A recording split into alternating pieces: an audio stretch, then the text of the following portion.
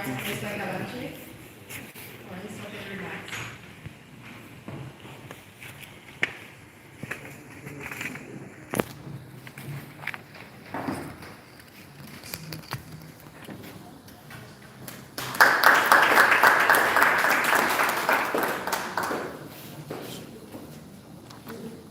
Good morning, everyone.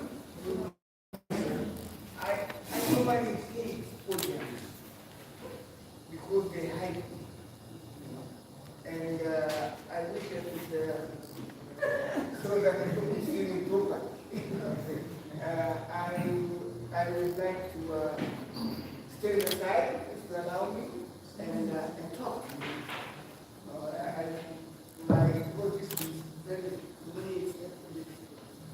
very formal, and I would like us to talk to each other. My name is Christopher. I'm Tanzanian. I come from the country called Tanzania, East Africa. I work with the organization called World Intellectual Property. The World Intellectual Property is a United Nations agency which main objective is to promote the use of intellectual property and make it profitable for everyone. The organization is based in Geneva, where I'm currently based, and its Director General is called Tan. He's from Singapore. The organization has member states of 193 states, and in Geneva we are about 900 staff. So it's a big organization, and we are there to serve. We have offices, which we call national offices. They are satellite offices. They're not that big. So we have in Africa, we have an office in Algeria, we have an office in Nigeria, and we have an office in Latin America, in Brazil. We have an office in the United States, and we have an office in Japan, in China. And currently we are working, some countries would like also to have some offices, but it depends on the decisions of member states.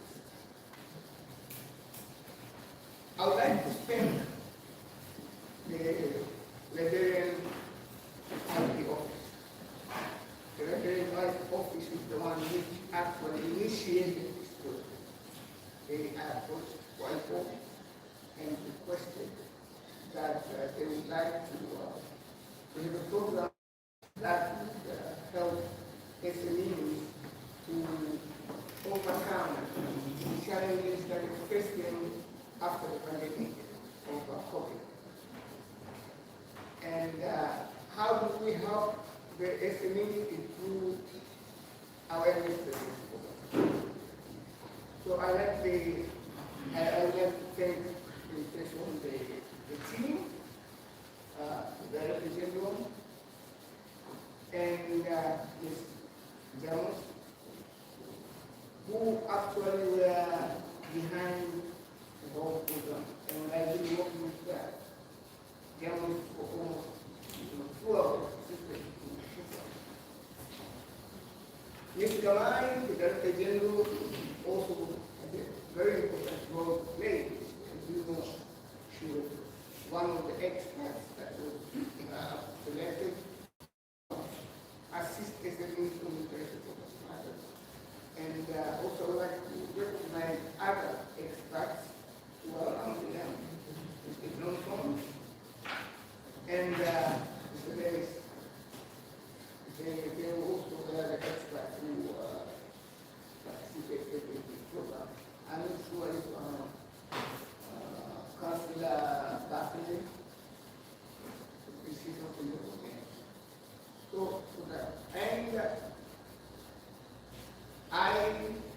welcome you. We first got to welcome you to the program again and want to talk. And we should talk. Everyone should talk, ask questions, okay? Because this event today is a preparation for you to make your awareness known. So this is the time for you to talk, to start things which that can already probably one would like to know more. So that's it. Otherwise, please feel free to contact me. Unfortunately, I don't know how to fly. But, I'm a very open person, and you can always contact me, you can always talk. Just feel free. Thank you.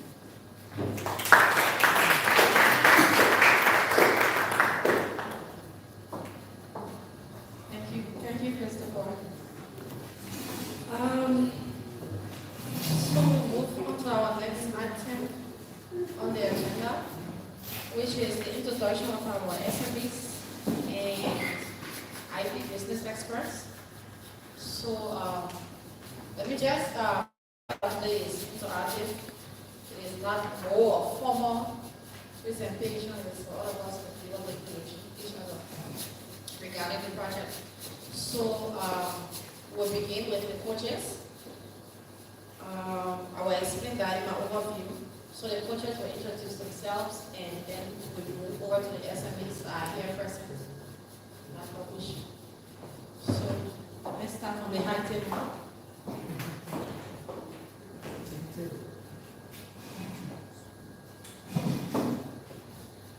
So morning again.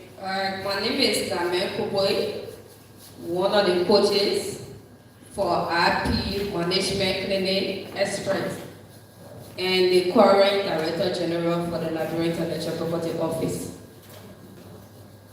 Thank you. Good morning, everybody. My name is William Dennis, and I am the CEO of the Business Startup Center in Liberia. It's a business development firm. Actually, it's out of our campus. We have an office here. And I'm a certified coach and also one of the experts working on this project. Quite familiar with most of the SMEs because we do work or we do engage on different programs that we are operating or have implemented over the past. And so I'm excited to be here again to share my experience and particularly how we can move that process forward. I do believe that, providing this technical assistance will prepare you for opportunities that are about to come. Working in this space for about 14 years now give us the knowledge and experience to be able to match you to these opportunities and how you can prepare for them. So I think this is a very critical piece for our businesses, and so we should take it very important and utilize the network, the expertise that will be shared amongst all of us here to take your business to another level. I think this is the time we have to prepare for that big opportunity that's about to come. Thank you.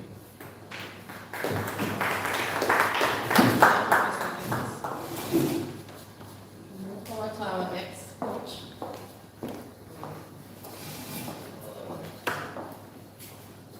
Good morning to all.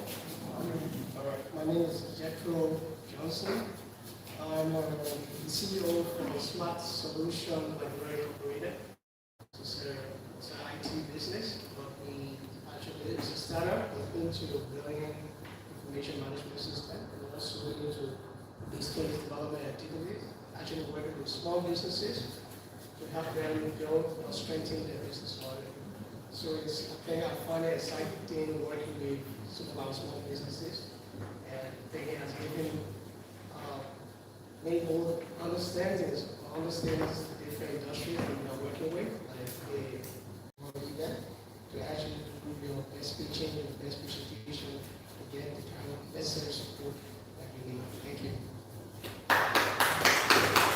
Thank you, Mr. Johnson. So we look forward to our participants.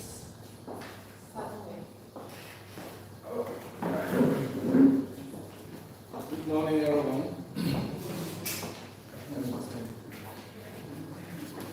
Good morning, everyone. My name is Newton S. Moya Senior. I'm the CEO of NINAGAG. NINAGAG means Nina Group of Agriculture Projects. We involved in processing using the agricultural products to finish it, and at the same time we transform it to medicinal products as well. And I'm the president for the Manufacturer Union of Liberia. So this is a very good interaction, and this is a very good occasion where we can make some of our heavy agenda, some of those things that we really want to come out. This is the time we can really interact and bring it out.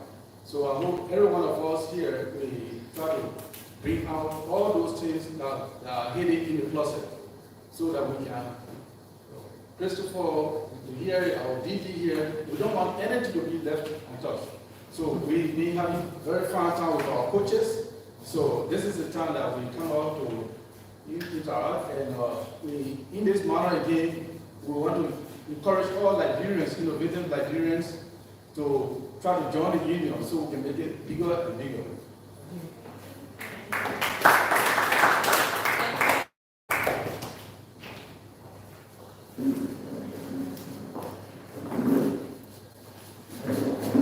Good morning, everyone. My name is Stephanie Duncan. I'm the co-founder of Stabel's Classic Shoes.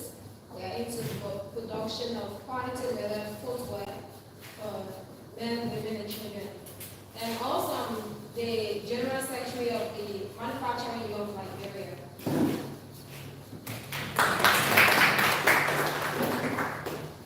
Good morning, everyone.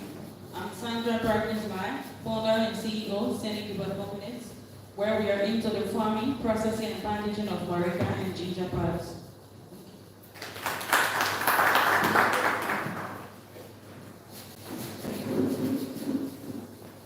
Good morning. I'm Margaret Sherman, and I'm the manager for Matas Kitchen, Pastries, and Cake Machine.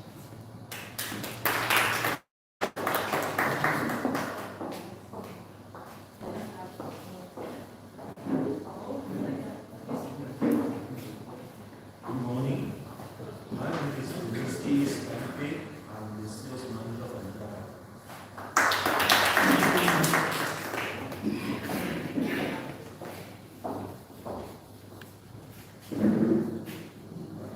Good morning, everyone. My name is Daniel Johnson. I'm the founder, CEO, and artistic director of Woody Trends, a Liberian-owned clothing brand that specializes in every form of fashion. And mainly, our first focus is transforming the regular Liberian toga flag on the market into something fashionable for people to wear and give value to. Thank you very much. Good morning, everyone. I'm Prince, the head shop sales manager at the snack shop. We are into the production of and that of the car mix in Liberia. Thank you. Good morning, everyone. I'm Hannah White. I'm from Star Shop. I'm the production manager at Star Shop.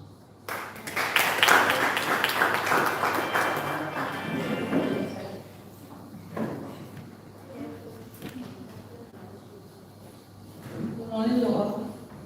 I'm Hawa Williams Yama from Masculine Direct Service, the TCO of Masculine Direct Service. We involved in event and industrial catering.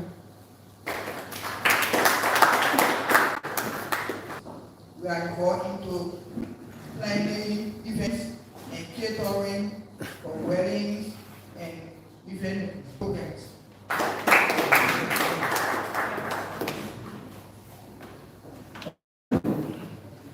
Good morning, everyone. My name is Shagadi Woko, and I'm in General Manager for Workers Fund. We are involved into piggery, poultry, and plenty chips.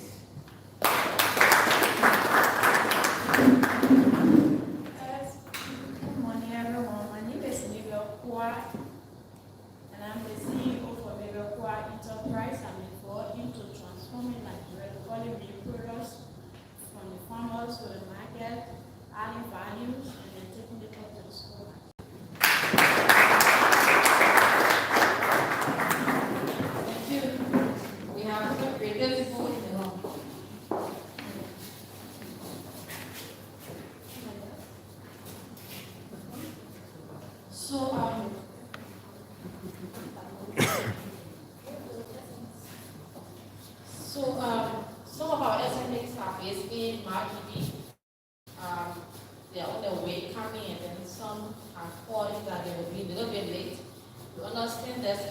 meeting taking place this morning for, I think there's another project with SMEs. So some of them are there and then they will join us as we go along to it. So on our next item on the agenda, over the last few months, back in 2023, the Liberia Intellectual Property Office, we expressed our interest to implement the intellectual property management clinic project for small and medium enterprises, which we then requested from the Ministry of Commerce and Industry to share information concerning SMEs we worked with. Because it is the first project concerning SMEs that the office was undertaking. And when we expressed our interest to our partners, thankfully the World Intellectual Property Organization, which they agreed that Liberia will be a participant, and Mr. Kalaji was assigned to coordinate, to mentor us as we ourselves will be mentoring SMEs under the IP management clinic. From the beginning, it was quite difficult because organizing project, when people hear this, SME is a big project, everybody knows money is involved, and everybody wants to be a part. So it was 30 SMEs that we contacted, we spoke with, we had a meeting, we had a workshop. There were a couple of virtual events we organized last year. But then when elections came in and then there were challenges, we could not complete according to the time frame because it is a 4 months project. Mentoring SMEs how to use intellectual property, coaches to guide you about your business strategy, recognizing your challenges, how to be able to address them. Those were some of the things. But most so, how IP can be used to advance your businesses. We identified 4 distinguished coaches who introduced themselves already. Madam Game Kokwe and Casa that were selected to participate. Then Mr. Jethro Johnson and Mr. William Dennis to come with their expertise in business development strategies and practices over the time. So we had the right selections of experts to work with the SMEs. As we went along, there were one-on-one coaching sessions with some of you here or all of you here who may have seen them in person or probably may have spoken with them online. And that process went through. They too had to make report back to WIPO, the World Intellectual Property Organization, and that has been the activities. So today is the last day for the workshop. The workshop is to prepare SMEs to be able to showcase what were the inspirations, how did the project impacted you, your businesses, what did you learn? Because we want us to that more people did not even know what is intellectual property. We know it's a general information that IP is still relatively low, the knowledge is low. But even if you just got to know that IP means period, what comes out of your mind is something that we feel is a success because you came from knowing not what IP is to at least grabbing a single understanding and how to use that in business. So we saw that as progress. And through that process, our SMEs got inspired from our engagements we had over the time. They established a manufacturers. Please, can we give them a big hand clap for that? So the Union of Manufacturers comprises SMEs in various categories, whether it's from food processing, whether it's from clothing, it's cosmetics, you name it, to be able to form a network that can, complement each other in the business areas. And through that process again, our DG, our predecessors, she said, okay, so SMEs, they have complained that the registration, because identifying your intellectual property is one thing in your business, and then being able to protect it, which is even important, is another thing. So she said, okay, so what you do is that you just pay the fees that goes into government revenue, the NRA fees, and then the rest of the fees, the office is going to waive the SMEs who are participating in this project to enable you to protect what you have. So, through that process again, 3 of our participants filed in for protection. And the rest of the SMEs, some have asked for the requirements to be able to submit their applications, and then others are still trying to understand the process to come through. And now our new DG is saying, okay, since we have 3 that have already filed in, and then we have some that are still going through the process, we are going to remove all of the fees. Just go and publish. So it's one of the publications now that SMEs will be required to do. So the office is now saying, even though government need money, but for the sake of this project to add value to what you are producing, the responsibility will fund that money, put it back, but go and publish. Come through the procedure first, come with your products, come with your information, so we'll help you with the documentation, and then you publish into the newspapers, and then we can be able to grant you your certificates. So with that, we are still encouraging our participants to take that opportunity and run with it, because it will not come all the time. It is here now, it is available now, but it won't be all the time. And then we didn't stop there. The Union of Manufacturers said, I believe that IP is something that is important and we need to take all across, not just in Monrovia. We want to take that in the rest of the counties. We need other participants to be able to, other people to benefit, startups, SMEs there to benefit too. So we DG now said, okay, we will have a space here for the SMEs at the office. It will be more like a help desk. And then we'll give you that place where the Union of Manufacturers can have as a base, as an office space to be able to operate. So this was more like a test project, a pilot phase with the SMEs, putting a yield, beautiful results that we can all be proud of, that we can all say we started from somewhere, from nowhere, and we are going to where we exactly want to be.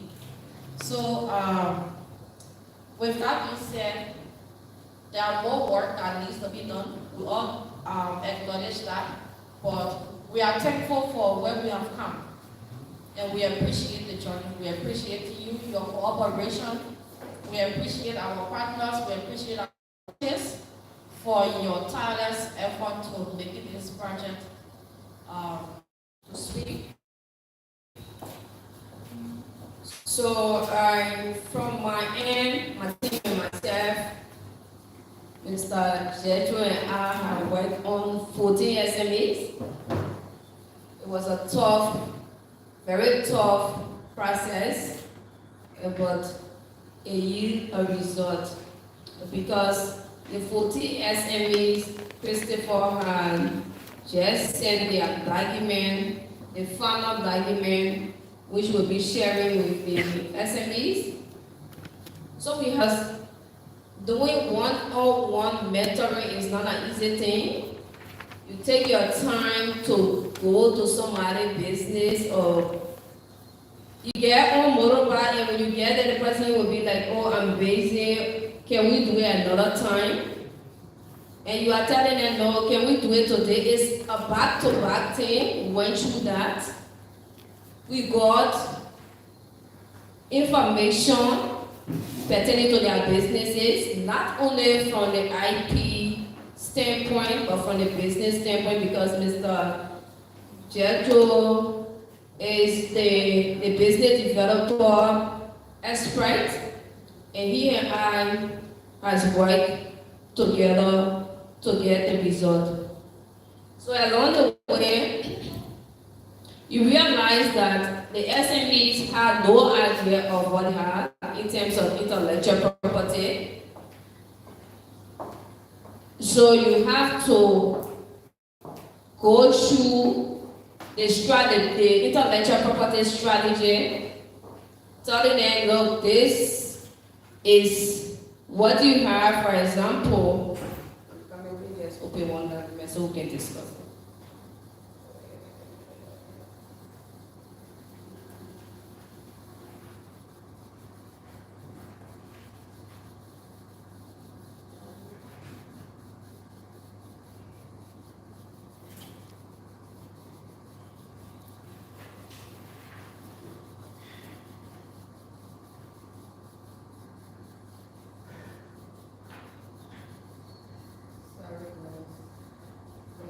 Into the document so we can know what we're saying and let everybody know what we were doing.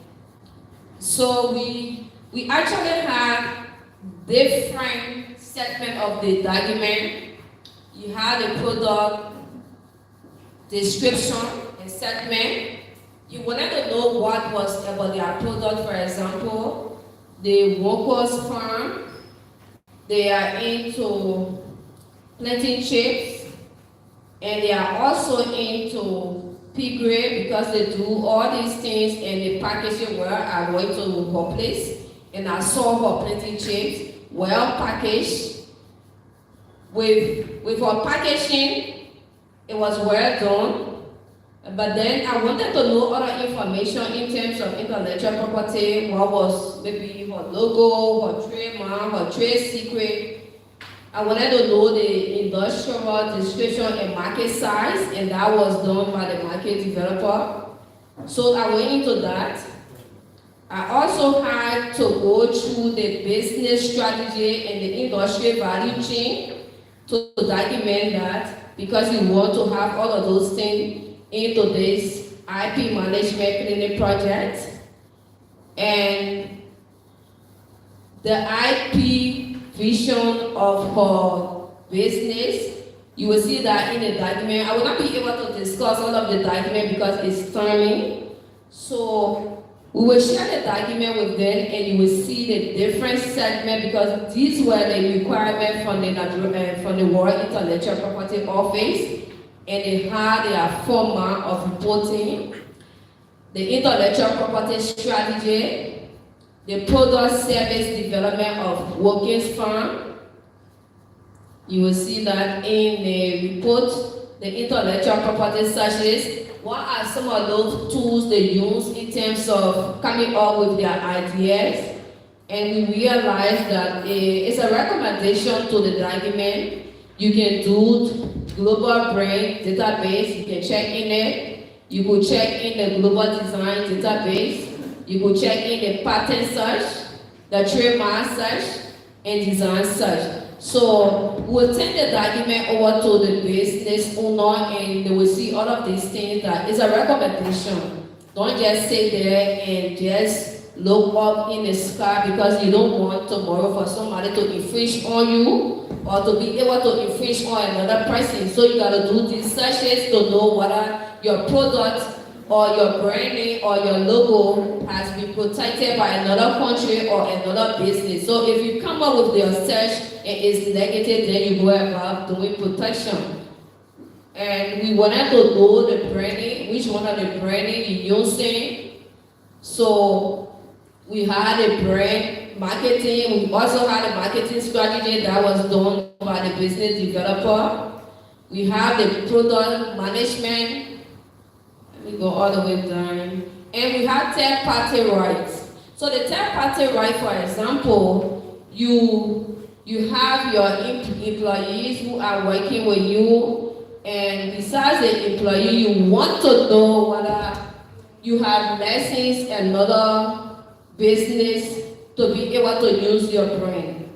So that's the third-party right. without licensing another person to use your brand, or without another party, third party licensing you to use their brand, you'll be infringing on them. So we recognize those things in the report and competition monitoring, where were some of the tools used, and we realized that they have market research, market feedback.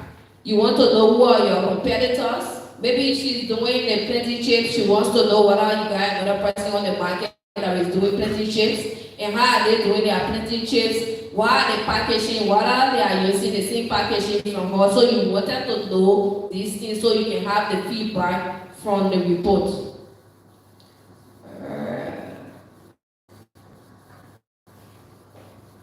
So another area that is very important, before we went into the survey or the reporting, we had a confidentiality agreement information.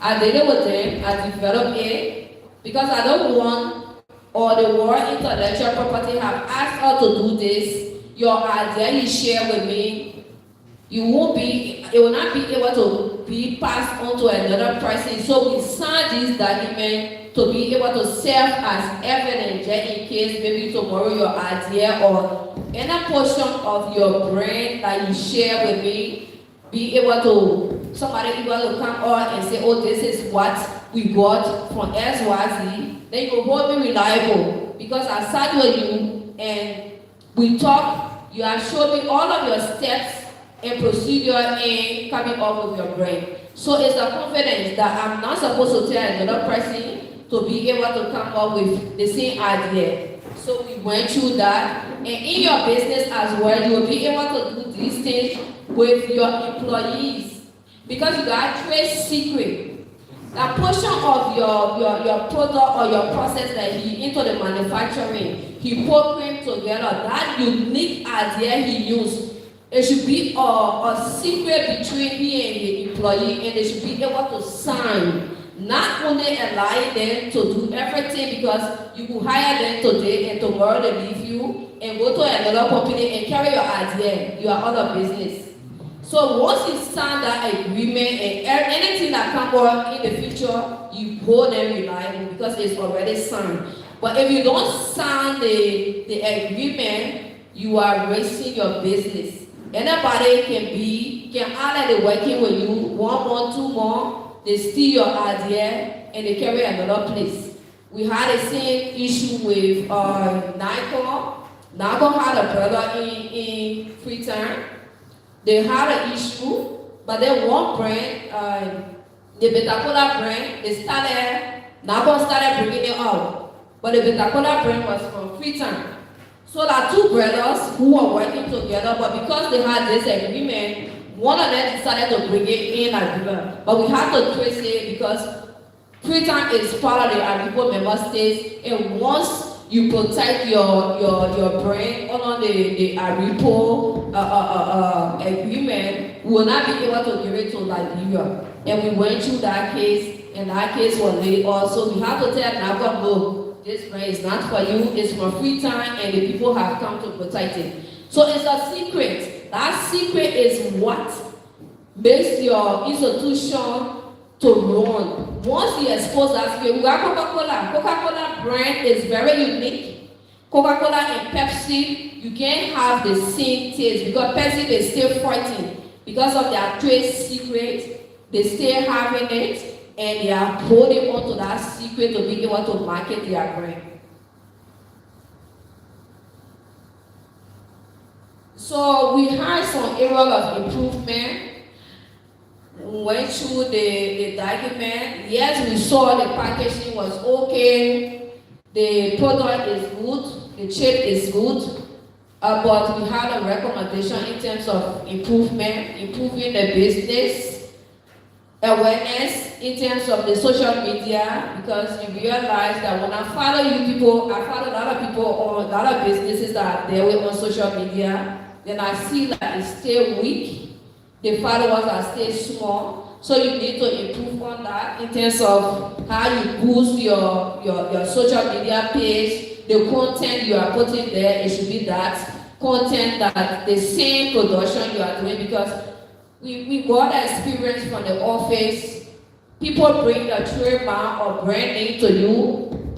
The packaging is different from what they're producing.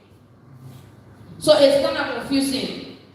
We have a lot of issues. So this time around, when you bring your name or your logo, we ask for the product. Because we don't want to borrow, you are using different, you brought different picture to the office, then what you're producing is different. It confused the market.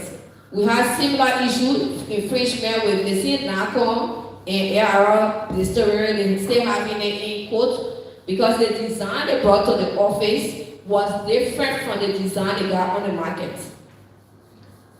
So another area of improvement, we talk about the brand, not the brand, the marketing. You need to improve on your marketing.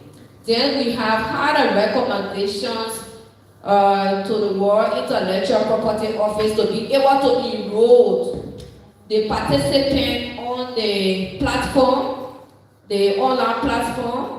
It's necessary that you be able to learn the 101 at least for your business from the actual assistant, because once and then IP protection that she said, you have to be able to protect if the logo you got, the trade name or the design.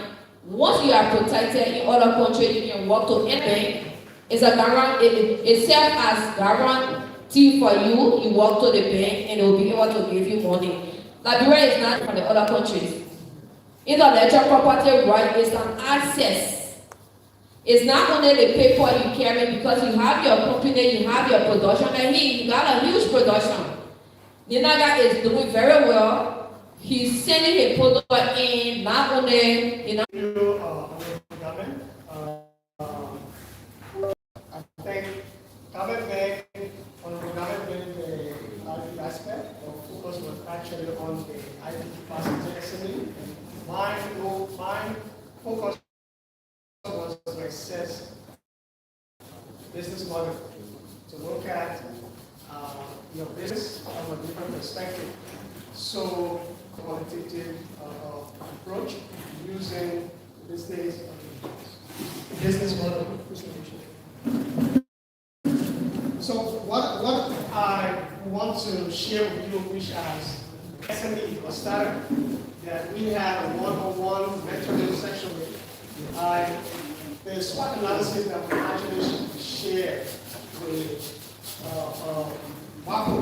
This is what I want you to look at, so you get to see generally what your strength like as an SME or startup, what's your weaknesses like, and what are the opportunities, and how to grow from your strength and take advantage of those opportunities, and how to move from your weakness and take advantage of those opportunities.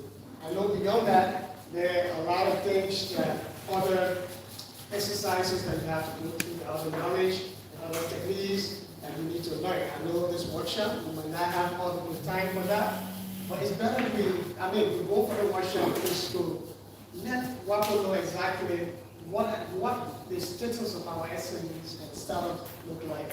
So this is just,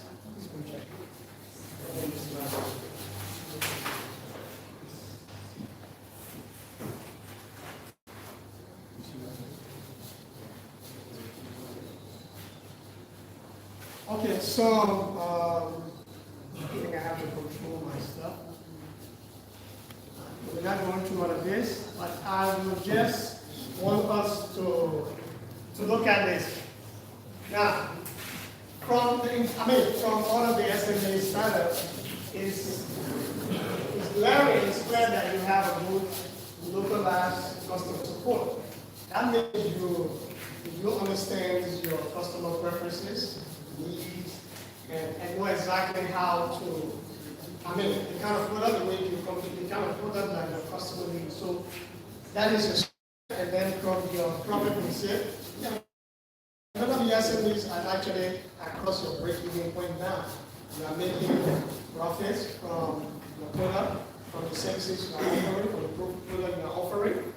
But the issue here is that your financial management it's not very strong. So these are something that we need to review. How you do your bookkeeping, how you do your accounting, because we need to come to the point that we need to be able to know our turnover for a specific industry in Liberia. So when you're talking about the fashion and design industry, what is the turnover for our fashion design? So if you're not keeping the right financial and accounting record, I mean, we will not be able to get the right data for the board to know exactly, and to encourage a potential venture capitalists to help you and I for our private sector to grow. So also keep startup capital. None of you SMEs started well with startup capital that you was able to capture that, and that is very good. And your marketing strategy, the tactics you are using to reach out to your customers. I mean, it was your tactics looking at from the data collected actually resonate with the preferences, the needs of your customer. And that's very good. And the tools, the material, yes. Some of the tools that you are using, the material you are using, they are organic, and some of those traditional tools that even don't really, I mean, for your business to take advantage of large audience, and some of you want to go, I mean, compete on the international market, you need to use those modern equipment and tools. So these are the things that you need. And inventory management, fine, that's another good thing. And what I saw is that it's captured in our record, in our report that you actually using your money to buy the kind of is what you sell. So so you don't have this kind of overstock issue situation. That's very good. Customer acquisition. How you attract customers when you are making use of social media. That's good. And some of the traditional method we use here, we're using the radios, we are using them, and words of mouth. Also the customers.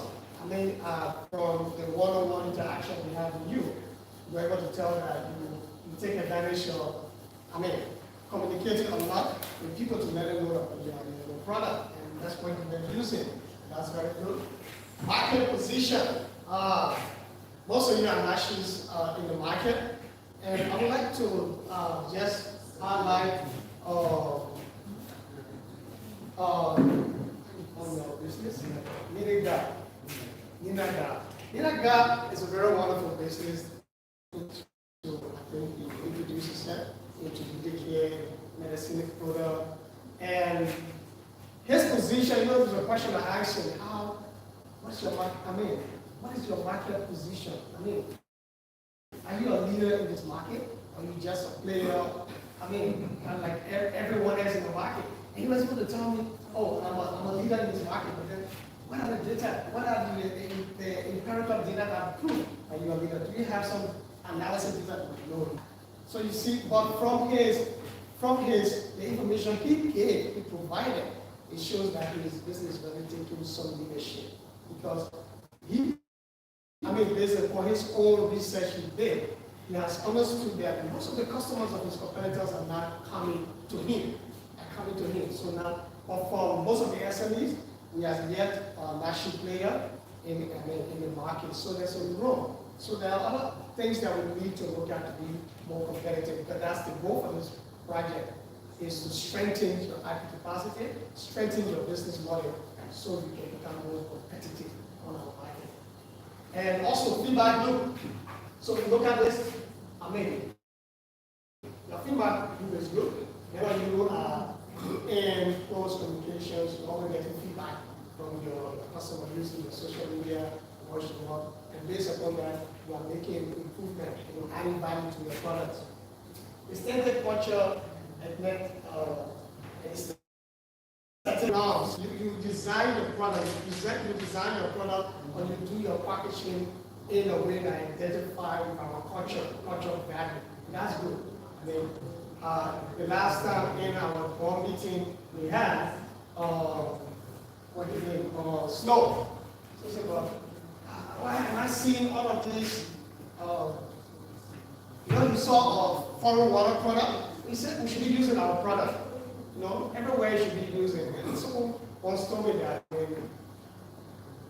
I mean, if you should be the first customer of your business, that means the values of that product, you should be the one, the first one to testify. I mean, you should be a user of your product.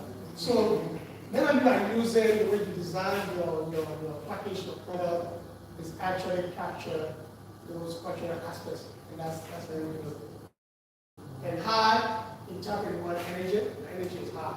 And that's the very reason you are here. You want to see your business grow, move from where you are to another level. So, I mean, this is exciting to get the kind of support, or recommend the kind of support that you need for your industry to grow. Strategic business. At some area.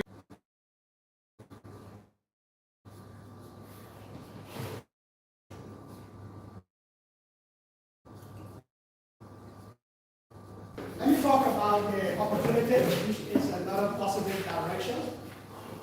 The kind of business you do is also to understand the opportunity that exists. So you can take advantage, you use your strength to take advantage of this opportunity. One is the emerging trend. Yeah, businesses are growing, especially from food, fashion, design, cosmetic. We all know a lot of people, the demands are increasing, so there's a whole room of opportunity. And also the global market accessibility. Global market accessibility. So you do have a platform now to even export to make your product more visible everywhere. So you take advantage. Remember, you need to learn about the strategies and be aware of those tools to use. And then growing demands for economic friendly and ethical product. These are the opportunities that here. I mean, in Liberia, the local Liberia today, everything is great, it's green, it's organic. So we actually have these resources to actually make a difference, to actually compete with international products. So we need to look into that. Policies and initiative, so you can see what people is doing. I mean, the kind of policies that the Library Intellectual Property, commerce, I'm trying to establish to see how to give you the opportunity for SMEs and startups to grow. Digital transformation today, I mean, it's no longer difficult now for people to know what you are doing. With the availability of technology, making use of social media, having a website, these are all things that are to our disposal now. So these are opportunities that we should take to take advantage of to actually grow a business. Collaborating with other businesses and expand your business reach. So it's a very good start. Our association has been organized and network are very open to that, so you guys can work together. So these are opportunities to have in this kind of workshop is to establish a network. And also growing market for your industries, increasing customer focus on product quality, growing influence of brand, identity, and customer choices. These are the things that you should start looking at to take advantage of brand. You have to keep branding. Branding, you can't just bring your food out. Once you get food out, branding is okay, because customers' preferences, needs, tastes are always changing. So you always have to be doing research and always rebranding. That will keep your business growing and expanding. International interest in ethics and culture inspired product, implement modern technology to optimize food packaging. Wow. This is where many of you complaints about is true. So most of the instruments I saw you use, yes, you could see that many of you wants to extend the scope of your business, but they are limited by the technology you are using, the tools you are using. But those modern technologies do exist. So you need to become more competitive, not just on Liberian market, but on African market, on the African market, international market. Export product to other countries. Yeah, we don't want to happen. If one of the businesses are doing that, all of the businesses are still taking the local customer. So you start thinking that there's an opportunity for that. There's a whole lot of platforms, union, association, networks have been established to help the business go beyond this border. Expanding the market reach, okay, innovative designs in the future can be value addition to your product. So these are all of these opportunities, and let me go to the next one. Yeah, let's talk about your weaknesses. Everyone has a strength, everyone has a weakness. You don't ever come to the point where you say, everything is bad. No, it's never a point in business, everything is bad. Because as you sit in, your competitor is thinking ahead how to compete and take more share of the market from you to have more customer. So you gotta be on the watch for that. So to be on the watch to see areas that you need to work. So these are areas that the analysis has shown that you need to focus on. Limited capitals and raw material is clear. Some of you raw materials and your users are limited. Not limited or in the sense that some of them are not just the right materials. They are not just the right materials. Low technology adoption. You need to integrate technology into your business process. And small market presence. I mean, the market size is still just small, so you need to grow it. Okay? Limited operational funds. The funds, I mean, it's not just so strong, but where you want to grow, you need funds. So we can see why our SME startup is still struggling. Someone have a good startup here, has a good business idea, but they are not yet started. You see, they are not yet have a fund to get that business to come to life. Okay? And also lack of skilled labor. Now, some of you say you have 11 employees. Yes. But most of the employees that we are working with those are unskilled. So they need to be trained. They need to be trained. So you have a skilled labor. You need skilled labor. You need to go to the point where you have a professional labor. And then you can start taking those leadership in competition. And also limited market exposure. As I said, I think I talked about this. So some of you in your social media are not yet too good. Some of you are not even on social media yet. You know, your content there is so static, it's not changing every time. I've been checking. After 3 days, 1 week, I go back, I still see the same old information. So you see, you need to look at that. You need to think about what to say, you know, to attract your customer visiting your social media, to know exactly what is happening in your business. And you need the support, because if you don't hear from them, you cannot improve. You won't be able to know what value you can add to your product. So, lack of technology, lack of funding sources and platform, lack of feature, business plan. Wow, this one is big. Imagine you're meeting, you go to the bank. What are you complaining about not having the bank support? Banks are not giving you loans because your business plan is not strong enough. It's not communicating the right messages to convince the bank to give you that loan that you have in terms of the loan. So these are things that we communicated to Mama, that businesses need to be trained how to write a business plan. Good business plan. You cannot just write a business plan, take it to a bank, without not knowing the bank requirement for that business plan. Every financial institution has their own criteria, their own requirement. First, you need to know it, and then come back and write your business plan. So to go beyond where you are now, you need a good business plan. So to have a good business plan, that means you need to have the knowledge and the skills. If you don't have, you can work with business developer here. Mr. Dennis here can help in that direction here. You can find people is here talk to people about this, and you can see how it can help you in that direction. And again, we all identify brand identity.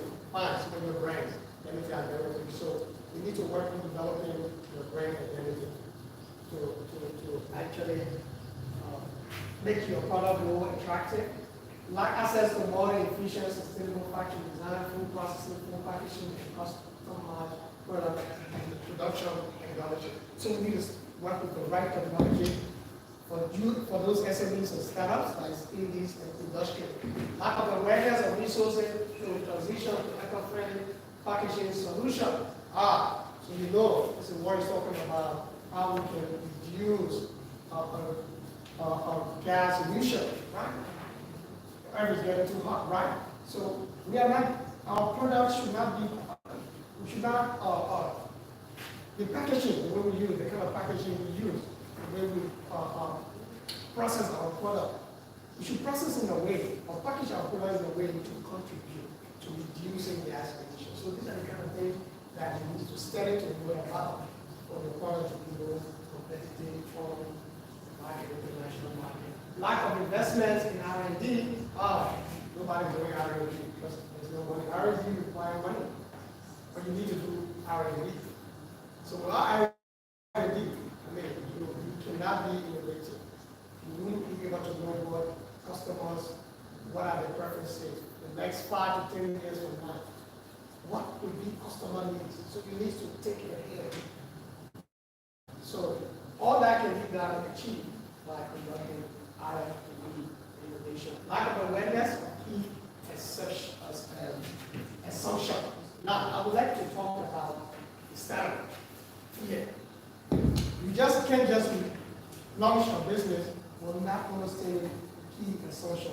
From the beginning, everything that you want to do about how the customer will approach you, how a competitor will react to your product, it has to be a soul. It has to be a soul. So you need to learn how to develop key assumptions, and based upon your key assumptions, and sometimes you get it $12,000, and you realize that income is not a feature. We can teach you need to learn so you can plan well. And we use the right techniques to plan so your business can grow or become successful. So let me go take you to some of you asking the question. Now, threats. So these are the threats that actually exist on the market right now. Look at the influx of, based upon the one-on-one discussions, the research done, these are some of the risks is facing your businesses. The influx of international brand, cheap alternative. Yeah. You have producing your cosmetic product, but you got other cosmetic product coming. This affects your business growth. Rapidly changing customer preferences. That's why I talk about the importance of doing R&D. Supply chain disruption, rapid technology changes, regular and constant adoption, fluctuating economic conditions. Liberia. That's why some people who want to sell the product in the US now. Always fluctuating, that's affecting your business operation. Increased operational costs, delivering delays. Some of these businesses may have experience, we're talking about business that raw materials always delayed. So you see how effective these are all threats. Difficulties in finding and retaining skilled labor. So that's the reason why we have those skilled labor. Okay? So weak brand identity and visibility, dominance by foreign brand, insufficient and unreliability production, technological advanced competitors, international brand overpowering local markets. So we have it as threats. Stricter regulation instead of full packaging can be a barrier. Limited access to modern technology harms competitiveness. Limited access to finance for upgrading your infrastructure. So these are the threats. So if something like here, like to this workshop. Yes.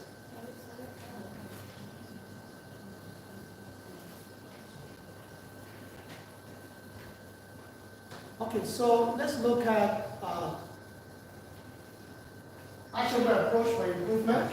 So, based upon the analysis, these are the things that we are recommending for your business to improve. Not from your strength, taking advantage of your strength, taking advantage of those opportunities. These are the strategies. Not limited to developing, collaboration, 3D views, authoritative design, processing, packaging, formulation, and ingredients to tap into the kind of fashion design for. Also, we need to leverage on the e-commerce platform, develop website, develop a good, social media platform. We also need to infuse, not just only local elements into the product, but also infuse money. That way, you get to take advantage of larger projects. Promote sustainable practice in productions and marketing to prevent the type of function in the market. Implement the responses, design strategy to quickly adopt the market trend, and then offer personalized services given the individual preferences. So based upon your strength, you can apply those strategies to actually move from where you are. And for your weaknesses, how do we, as a business, take advantage of those opportunities? That's part of those businesses that are there. So these are the strategies. Not limited to invest in professional development training program, enhance your skills. Skills for what? Skill workout, to be more creative in your design and your product production. Also, you need to explore alternative financial options, taking advantage of the crowdfunding platform. I know that's the reason why we're there to take advantage of whatever support that WAPO can give for tomorrow when you are pitching your business. I mean, some of the guys that will be there don't know. Some of them will be potential customers, some of them will be a potential investor capital. So that will help you. Also, revamp and optimize the supply chain to meet international standard expectations. So implement stringent quality control methods to enhance product quality and consistent demographics. Okay? So develop business model. So to be to look at your business model, take the necessary corrections to make a plan for investment extraction. So these are the things I've seen so far, so good. I think these are the analysis so far. So things that we have communicated, make recommendations to WAPO, to documentation will be sent to you. And then based upon the next phase of the project, you see how best we can work with you, you see how we can strengthen your business in those other areas that's questionable, so you can become very successful. Thank you very much.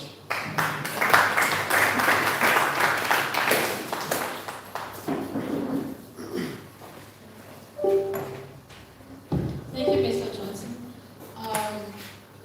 In my master copy of the program, we have our colleague who will be joining us online. Finley, she's from WIPO. She's a consultant at WIPO. But before we usher her in, for the sake of introduction, I think there are some of our SMEs who were part of the project that came. So we will turn over to you to introduce yourself and name of your business and what you are into before we can move on to our next speaker.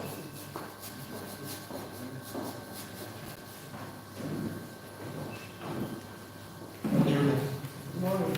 Okay, so by the word of introduction, P1, I am the founder and CEO of Agri-Business Enterprise Incorporated. We are involved in the process of packaging cassava products. We are into cassava products, so they can be deployed.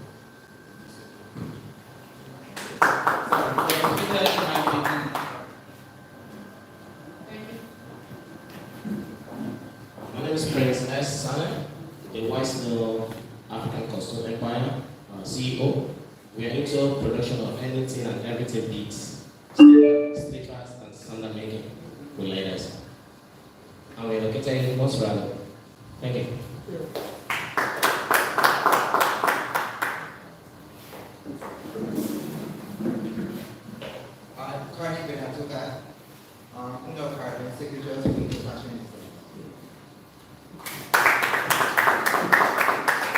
Good morning, I'm Gloria Atuka, and I am the CEO at Agri Incorporated. Agri is an agricultural company with the aim of producing, processing, and packaging locally grown food right here in Liberia, all while supporting local farmers and empowering women in agriculture.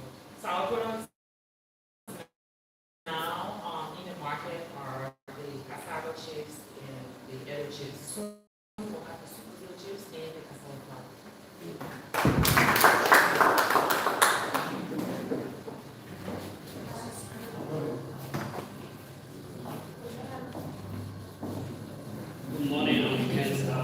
work representing the soda and cotton industry.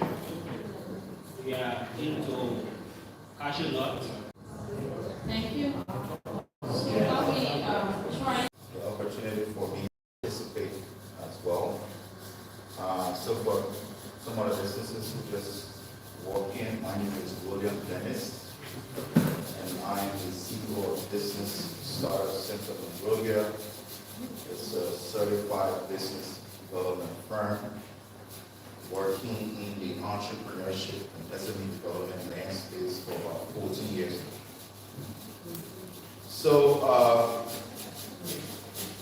our role, and similar to what Honorable and Jethro worked on, so Councilor Bakke and myself work together on providing the same technical assistance.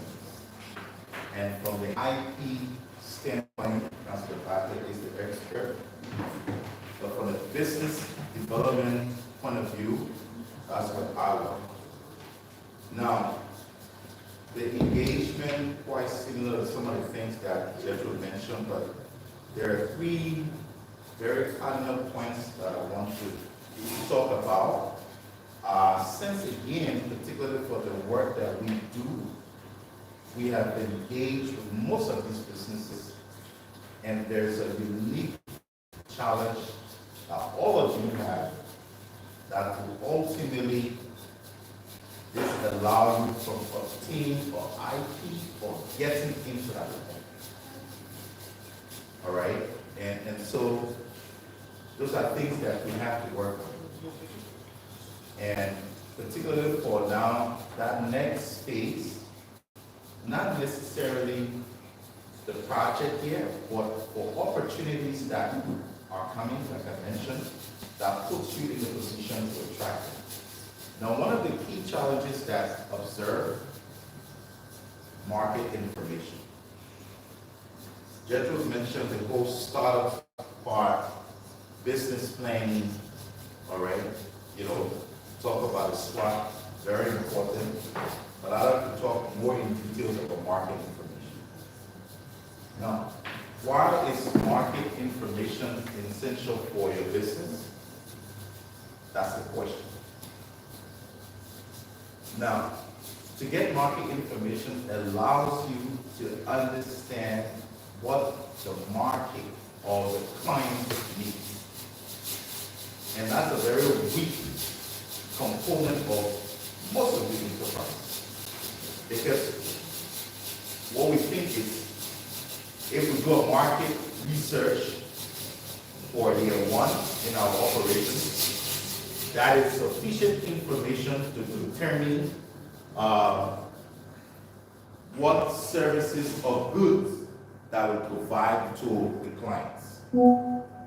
And looking at contemporary business development and entrepreneurship in the world today, the first thing that comes to mind is the world is changing. And so once that comes to mind, it means that the taste, the style, the design, desire of potential client changes every day. So one of the things that we rarely do in our business is continuous market information, gathering sufficient information to determine whether the program design or service design should be changed, all right, to suit the client's satisfaction. All right? Now, if we connect that to intellectual property. Recording in progress. Some clients, all right, and you have to know your customers, KYC. Some clients are in a certain category of being prestigious. All right? It's like you go to the bank, right? And they put you in that section, prestige banking. If you ever thought about why they do that, you'll have some ideas. So if they want to be prestigious or exclusive and needs your product or services to have an IP, it means that you have to think about how can I get, so if you, and the other challenge is, we always also target everybody, and that's what we have to also think about. That's coming back to market information, is we have to say in our business who are the specific target clients, and how do we address that particular market. So market, you have to do that, will be determined by the feedback from your current customers. Because if we can analyze the demands for our products and services and find out the fluctuations in demand over a quarter, could be semi-annually or could be annually, will determine that there's a need for improvement. Now, we don't just improve our products and services based on that how we feel. It all is driven from market information, customer satisfaction. So that's one challenging and critical piece of most of our SMEs. Again, like I said, working in the sector for this long, and it's a unique challenge. Market information, updated market information. And I'm not ashamed to even say, generally, as private sector, that it's also a challenge. Because what we also notice is people always come when there's a new opportunity to support SME. We're trying to find out how many SME are available, what sector they're in. That is something that has to be done constantly. So that's what we, coming back to SMEs, coming back to entrepreneurs, that's where we need to strengthen market information, collecting data. There are several strategies to do that. One would be the direct interaction with clients. So every time we engage clients, we find out what is it that they need, all right, better from us, all right, that they keep coming to buy from us. So what is it that we need to change, in our current operation as it relates to producing goods and services that they will need, all right, and increase the satisfaction. So that's something that each one of us needs to do. Now we can do it by developing, questionnaires that we can share amongst our colleagues or potential clients, all right, or we can go into the field and do that. That again will be on your own expense because it helps develop your business. Because the ultimate goal is to increase revenue or increase sales. Now, if we want to do that, it means that we have to know what are the demands. So market information. The other thing that is also a unique challenge amongst all businesses is understanding our competitive landscape. Now, competitive landscape as it relates to IP is that what is it that I need to do differently, all right, that increases my position in the market? What is it that I need to do differently that increases my position in the market? Should I go for RP? Because like I said, when you come to market information and customers identification, if you have an intellectual property, what does that mean? It puts you at a higher advantage of clients knowing that your good or services, all right, has a mark that sets you aside from the rest of the competition. So competitive landscape, understanding who else in the market that does similar good or services, like in the introduction, producing cassava, producing advantage to increase sales, obtain an intellectual property. So setting that aside because you have a unique recipe, all right, or your unique production style that tells your client your product or services is extra, it's different. Because all of us are clients for businesses, and what we want is the best. But if we're all selling a similar product, we make a decision. Now that's the bargaining power of buyers. What we need to do is to take the bargaining power of buyers to the bargaining power of suppliers. Let the clients know that, wow, because there are businesses with set IPs, it's hard for me to even choose what to do. And now it comes from the other services in terms of marketing, in terms of branding, as Jethro mentioned, that sets you aside. So those are things we have to understand. Now, if I ask a question, how many of you know our competition? And we say no competition, we just say, oh, William Dennis is selling the same thing I'm selling. It's really understanding, all right, in details, what sets you aside from this particular businesses. Again, has an ultimate goal. The ultimate goal is that you are higher, you have an advantage in the market, and what it does is it attracts potential clients, hard-paying clients, all right, that increases your revenue base or your income generation.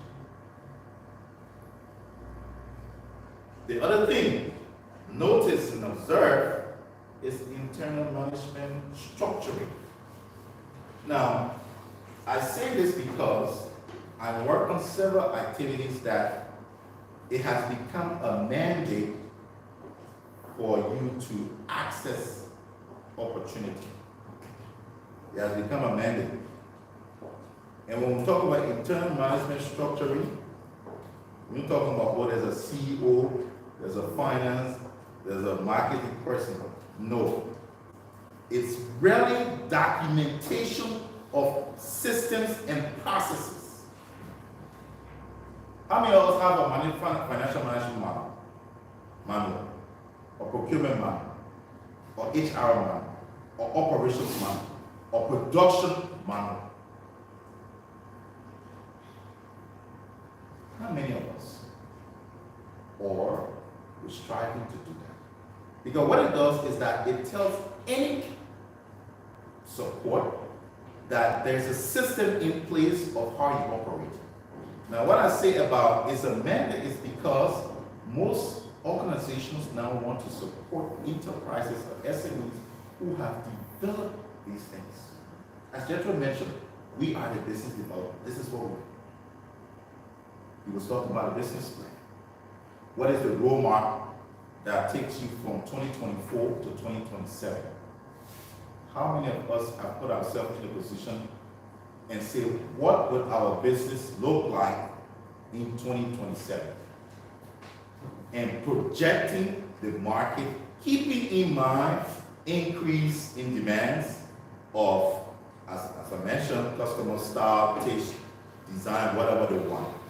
All of us, between now and next year, will have a different taste or different style for a particular thing. So as SMEs and entrepreneurs, our goal is to project that. Now that projection has to coming back to market information and understanding your competitive landscape, supported by your internal management systems.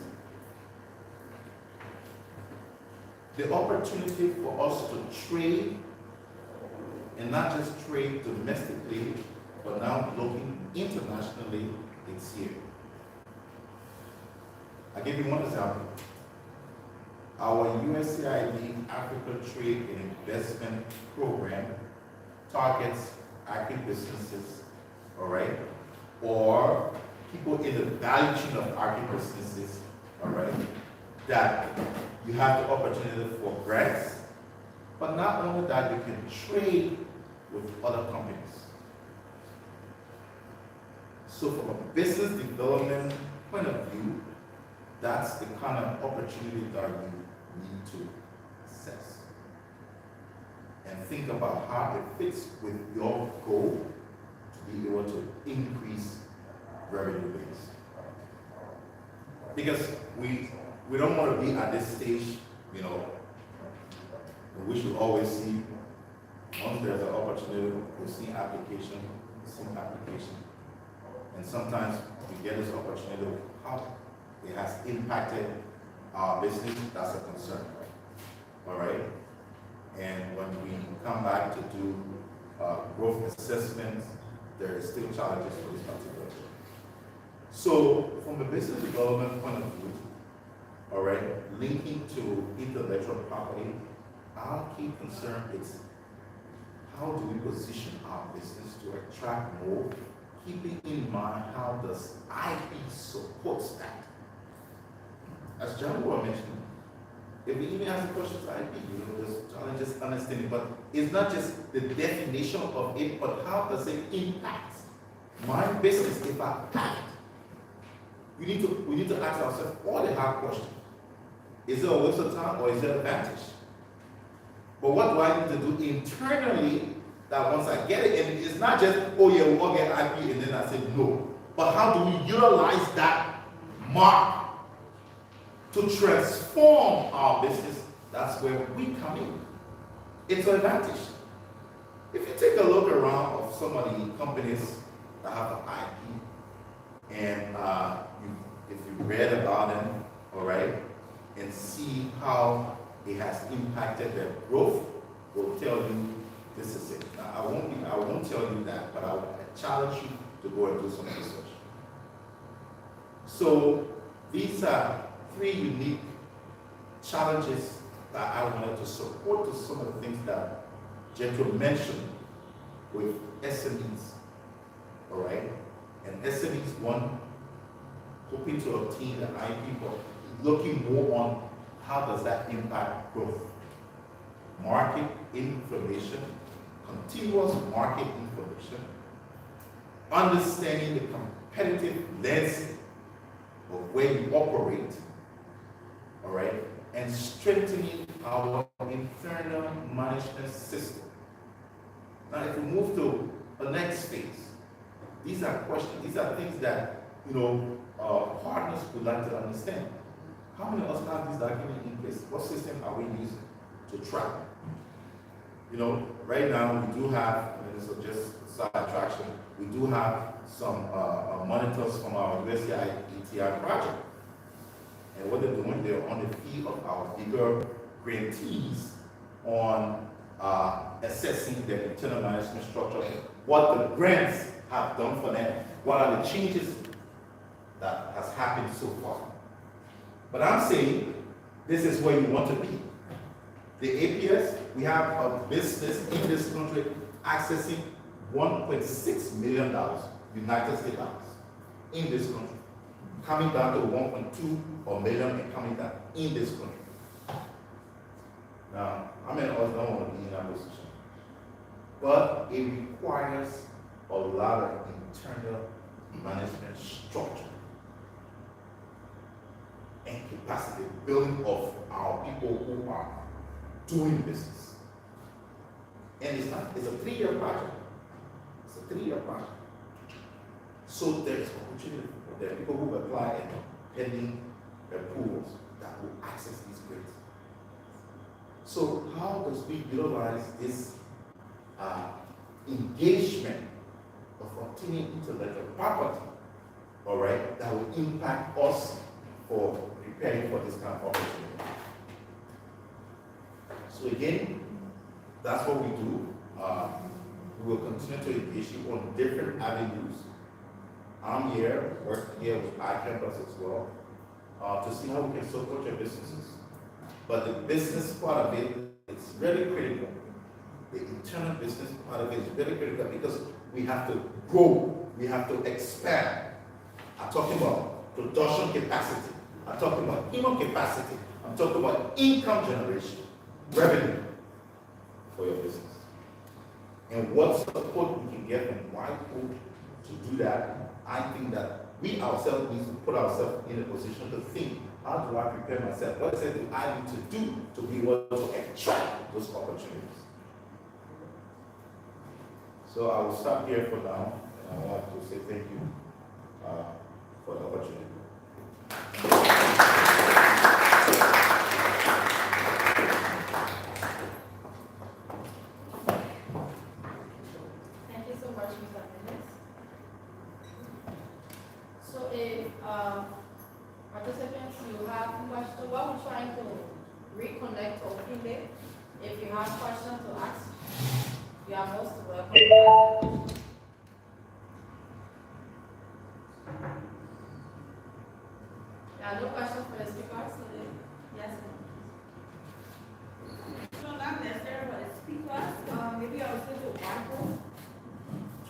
now that we've heard from the coaches, like they stated, all of our weaknesses, where they want to see us, where we ourselves want to see ourselves, and we've come to the end of this program. What do we look forward to for White in? Do we look forward to financial assistance? Do we look forward to further trainings? What is it we can look forward to? Or is it that we are in and they're done with us?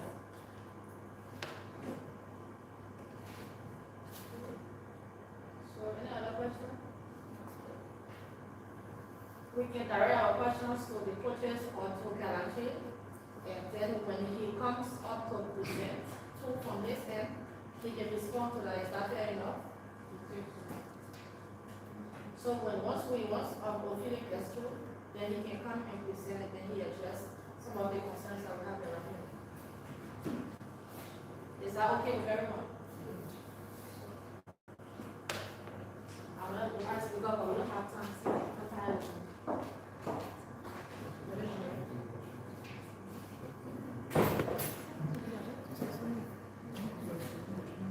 Hi, Ophelia. So guys, if you are following us, we are right here at the Liberia Intellectual Property wherein they are providing details regarding small business enterprises, the importance, the remedies, and lots more. I'm Francis K.D. Kappa, keep following Liberia TV Network as we bring you live coverage.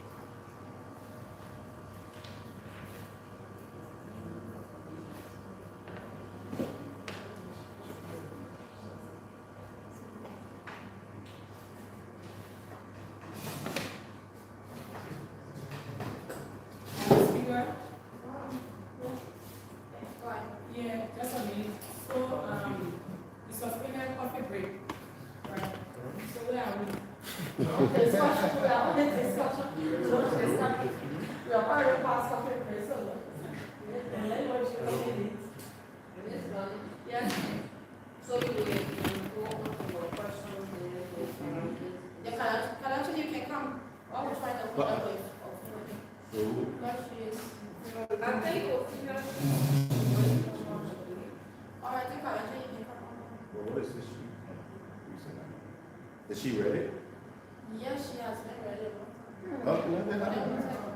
Let's I don't know if she's paying attention to her. I don't know if she's paying attention because we're telling her to unmute. And she's not responding yet. maybe she's not close to her computer. Just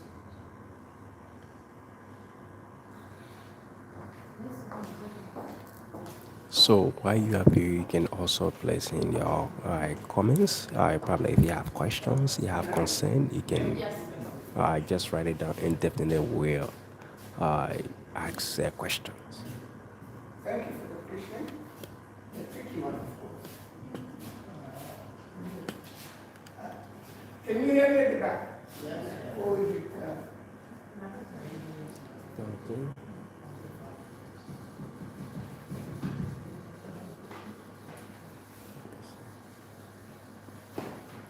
what can you expect from Michael after this? Yes. In the program for this activity, in the overall project, is that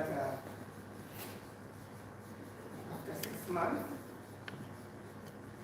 we want to get feedback. There will be a follow-up after 6 months. What has happened? What have you done after getting all this information?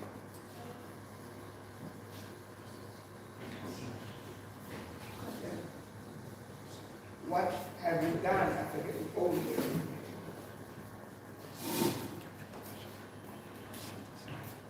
Why could that do?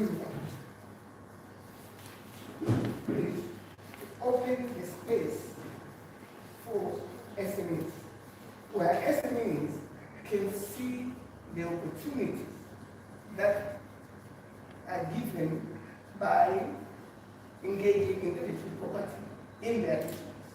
And we're not saying that intellectual property is the best thing in business. That's what we're not saying. What we're saying when you do business, intellectual property should be part and parcel of your business. How do you feel after making a lot of expenses in promoting your brand, your product, and then after a few years down the line, you see someone using your mark or your trademark somewhere within Liberia or outside. And then you go and ask, why are you copying me? The guy or the lady to declare that no, it's hard or it's easy, and he has been doing it always. How would you feel that that person has short-circuited you and gone to the IP office and registered that mark? And you go to the IP office, they tell you, no, of course this mark is being registered by so and so. How would you feel that the thing that we've created is now no longer yours? How would you feel? You know, in Africa, I say this particularly in Africa, the words that we use, like in one tribe in Liberia, can mean a different thing, completely different thing in another country. There is a car, Vauxhall car, came up with a model, which is Nova, they call it Nova. Vauxhall is in Britain. So when they started export that car to Spanish-speaking countries, they realized that the name is wrong. Because in Spanish, Nova means category.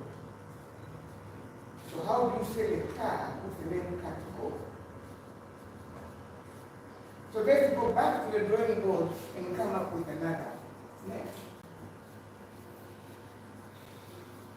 Countries, we have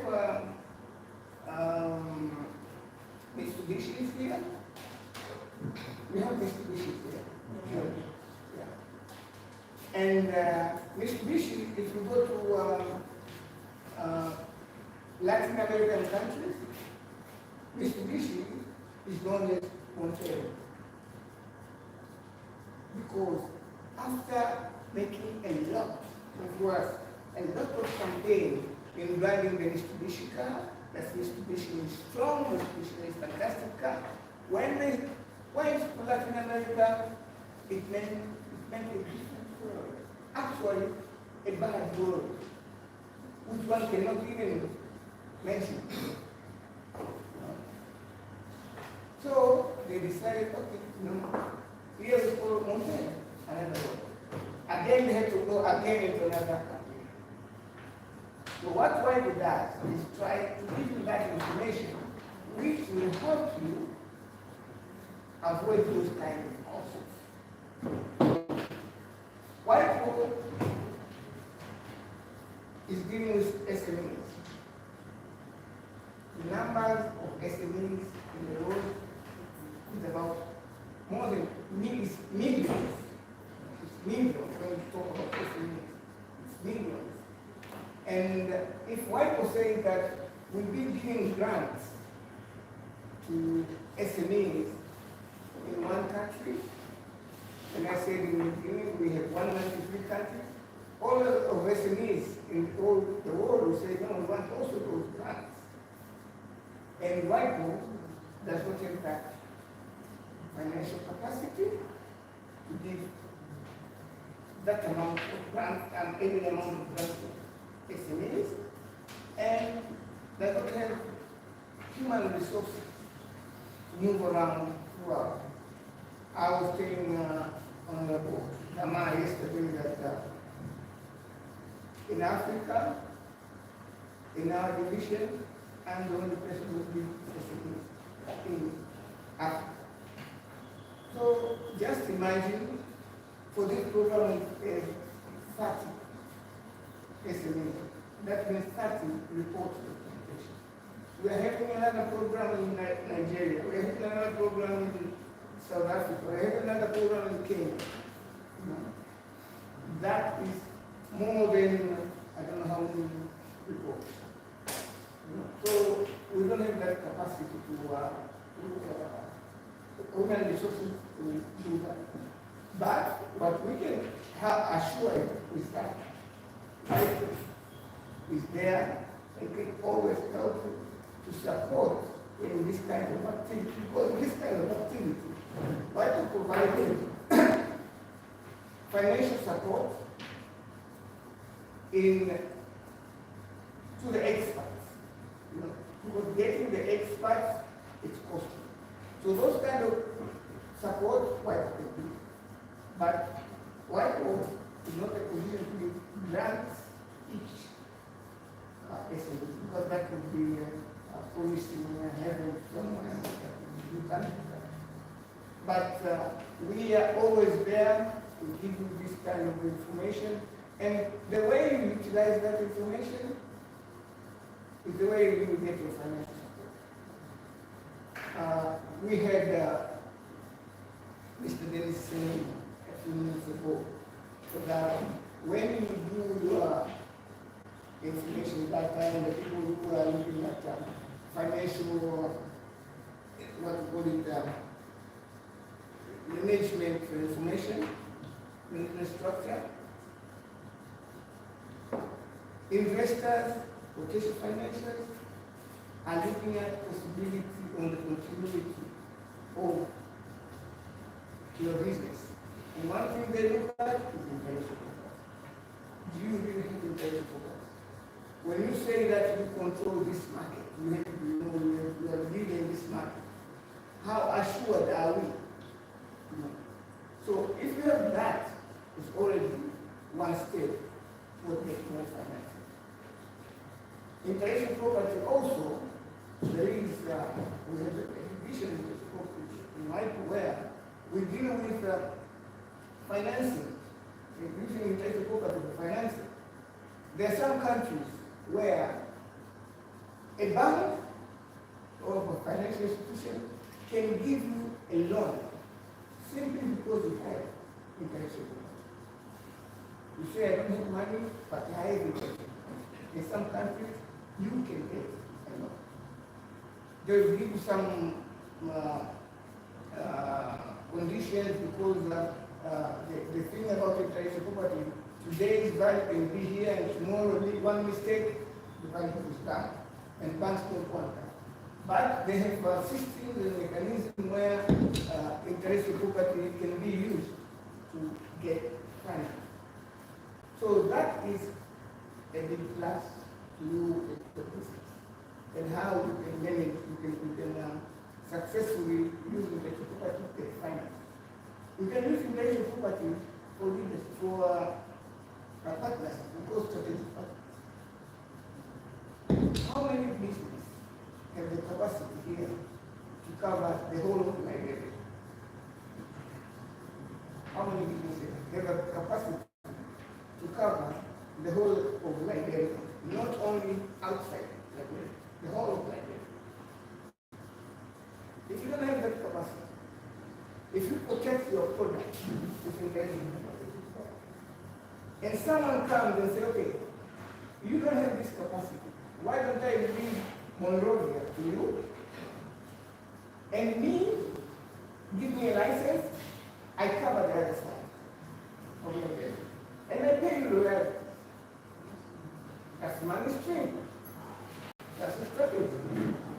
So it's not necessary that you have to have that capacity to reach out everywhere.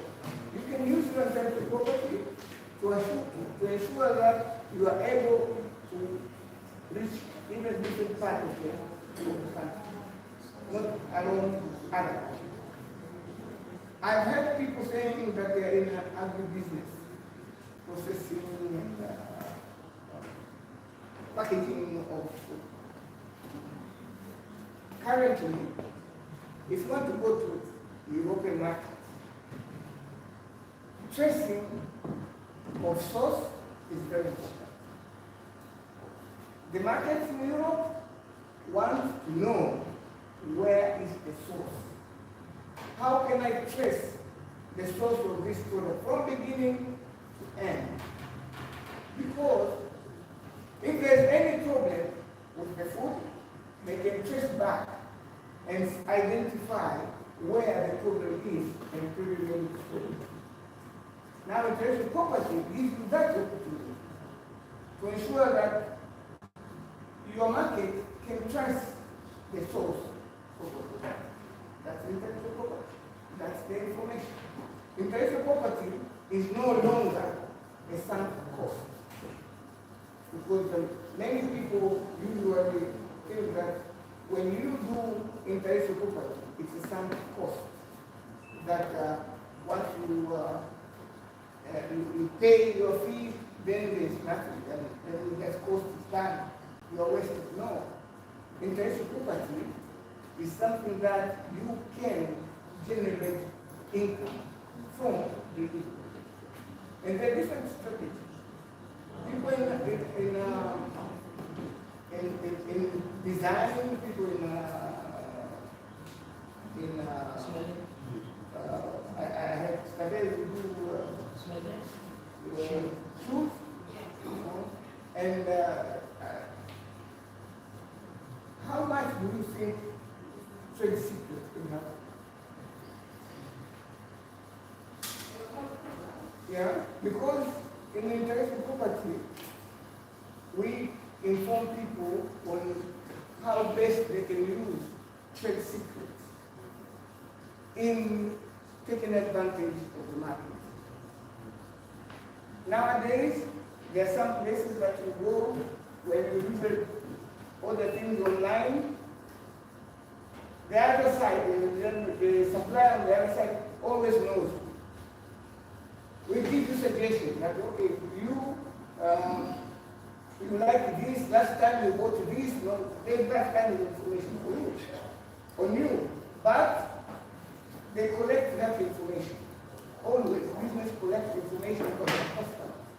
And that information can be kept as a trade secret because it gives you advantage in the marketplace.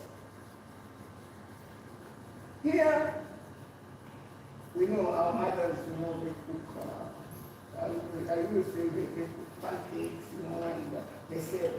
And some people will travel from a long distance to go to that mother and say, your pancakes are good. What do you use? And our mothers, they freely say, I mix this, that's why they come out this way. Before you know it, it's in the street, someone else is producing it. Because they don't know the kind of information that they have shared. So that is trade secret. Honorable Kamai said about Coca-Cola. Coca-Cola is trade secret. From the time that it was formed in 1886, I think. They have trade secret in how they manufacture their products. And that way, that's why Coca-Cola is Coca-Cola trade. They keep that place. So, by way of coming to you and sharing with you or providing you the opportunity to understand more about intellectual property, giving you strategy of how you can use intellectual property, is already a way that will help you in a later stage to gain finance. Direct finance, White is not the main concept to do that, but indirect finance, the training, the courses, that's why that can do it always to help you to better make use of intellectual property for your success. And I always believe that there are companies who usually make a difference. They make a difference because of intellectual property. And to me, as someone who has been in the field of intellectual property, I always tell people is a business strategic. Sometimes when you market, for example, you are in IT, and it takes, technology changes very fast in that area. So for me, if you come to me, I'll tell you, go to the market first and establish yourself. Because if you take a patent, to get protection, it takes 3 years to have a patent. So by the time you have your patent, the technology is already changed. So I tell you, I would advise you, go to the market, establish yourself, do the patent. Or do trademark first. So it's a business strategy and one is always. And I was looking at what Mr. Johnson was saying here, strengths or opportunities. I saw intellectual property all over the place. All over the place. How do you want to expand in the market? You want to expand in the market? How? Intellectual property will help you. Make your trademark known in other places. That's how we expand. How do you engage other people? License. Intellectual property is there. How do you differentiate your product? From what your product and that your competitor? It's intellectual property that differentiate that. How do you make money out of your business? Intellectual property will help you make money. So intellectual property is just not an idea. Intellectual property is money in itself. And funds will come. When you are established, funds will come. And I would also like to remind people that when you use general business and you are small enough, your competitors will not see you as a threat and they will not come after you. So you copy, you do that, they don't come after you because it's not a mess.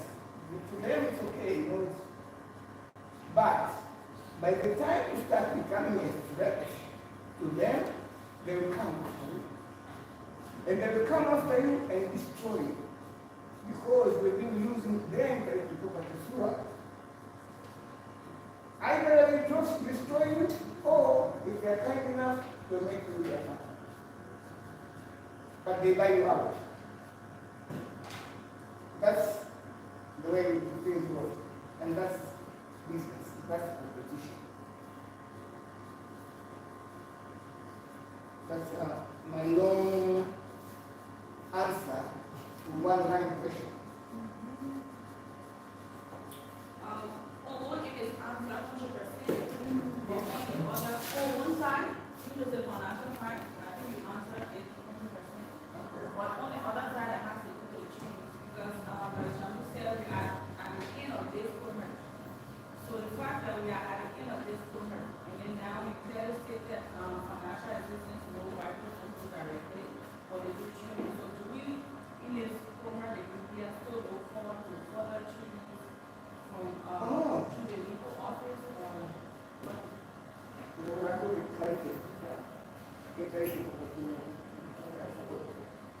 Okay.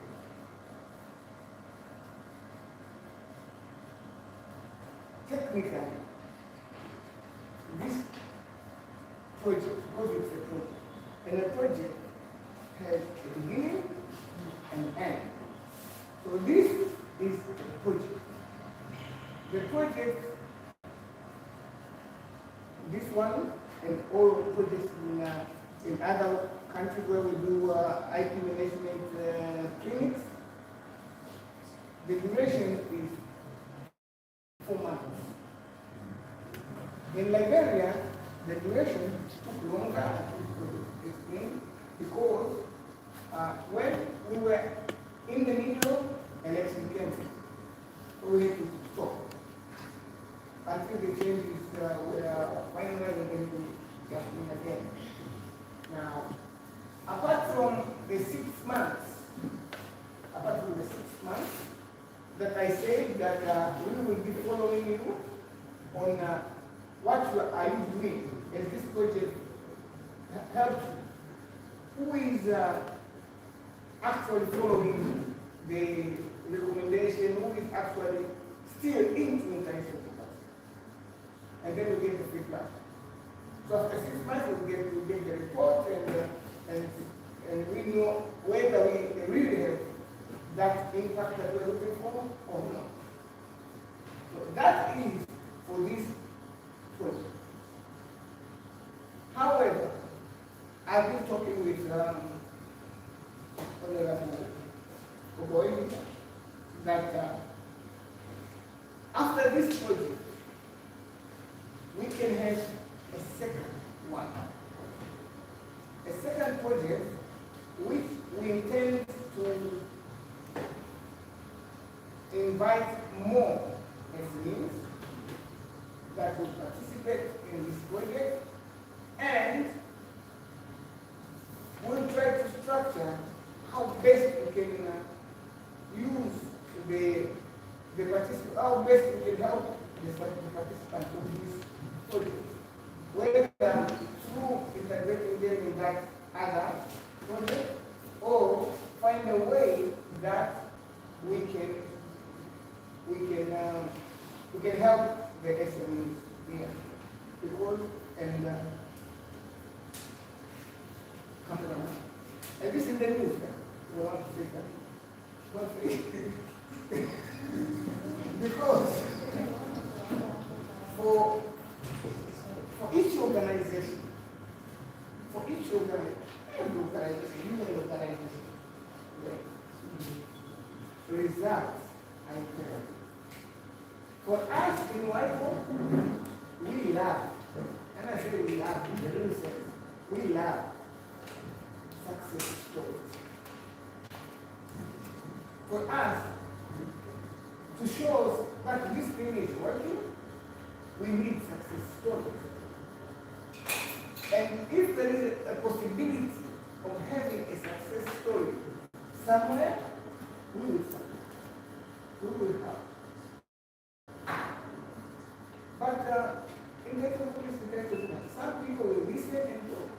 Some people will take action. And those who will take action will definitely, and I'm sure that will definitely benefit from internship. This is sure. I was talking to yesterday. I said that at home, we have a saying that medicine is not sold. That's what we say at home. Medicine is not sold. If someone is sick and go and visit that person who is sick and say, oh no, I'm feeling better, but no, I wish I look at the medicine is not sold. Because it takes time for medicine to be effective. But salt, you add it to something, immediately you get the test. You get my point. So intellectual property is the same. Intellectual property, once you know it, you start engaging it, using it. There is a process. There is a time frame for it to work. And then there is results. So it's not like salt, that's intellectual property. You walk out of the door, everything is fine, you are successful. No, there is a time, there is a process. You have to go to the IT office, you have to learn how to strategize this, what to do, how to do your planning, how to place your logo, I was looking at one of the reports, and I went to the website. And I was asking myself, can they put representation? Or they're already there? Once you are in the first expose yourself, okay, you reach your customers, you reach a larger audience, but you're out there exposed. And someone in Tanzania will look at your trademark, the local regulation. I like it.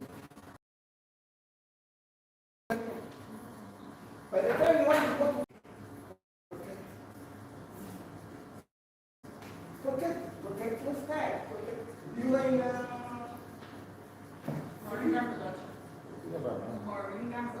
Moringa production. Moringa production, the famous product. You protect Moringa. The way you do your branding, you do your cover, you cut the brand, the package, you protect it. So that nobody surprises you that our headquarters is. There is a brother there who's saying that is in fashion industry, fashion style, people move this style very fast. Before you know it, the fashion is already taken. Someone else is doing it and benefiting. So before you expose yourself, protect. Protect. It's not 100% guaranteed that no one will copy you, because it's just like you go to your house, you find this wall fences with wire bag and everything, but still thieves becoming. But at least they delay. The coming is the interest is today, they will get all if someone is trying to get in and get ready. So please protect. Recording in progress. Protect your intellectual property so that it benefits you in the future.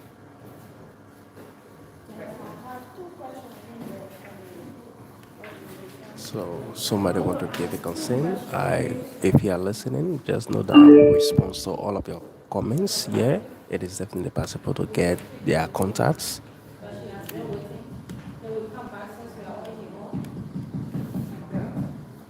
So just to let you know, seeing all of your comments. So we will definitely try to see how best we can share their contact with you. Princess Katie, come coming to your life.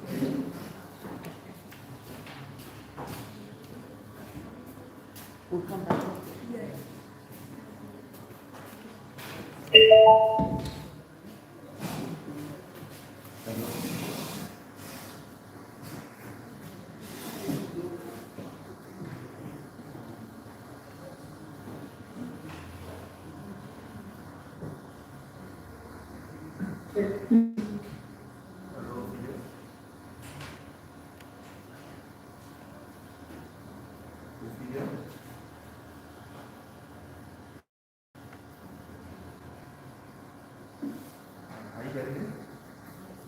Good afternoon. I'm not sure if you're able to hear me. Yes, yes.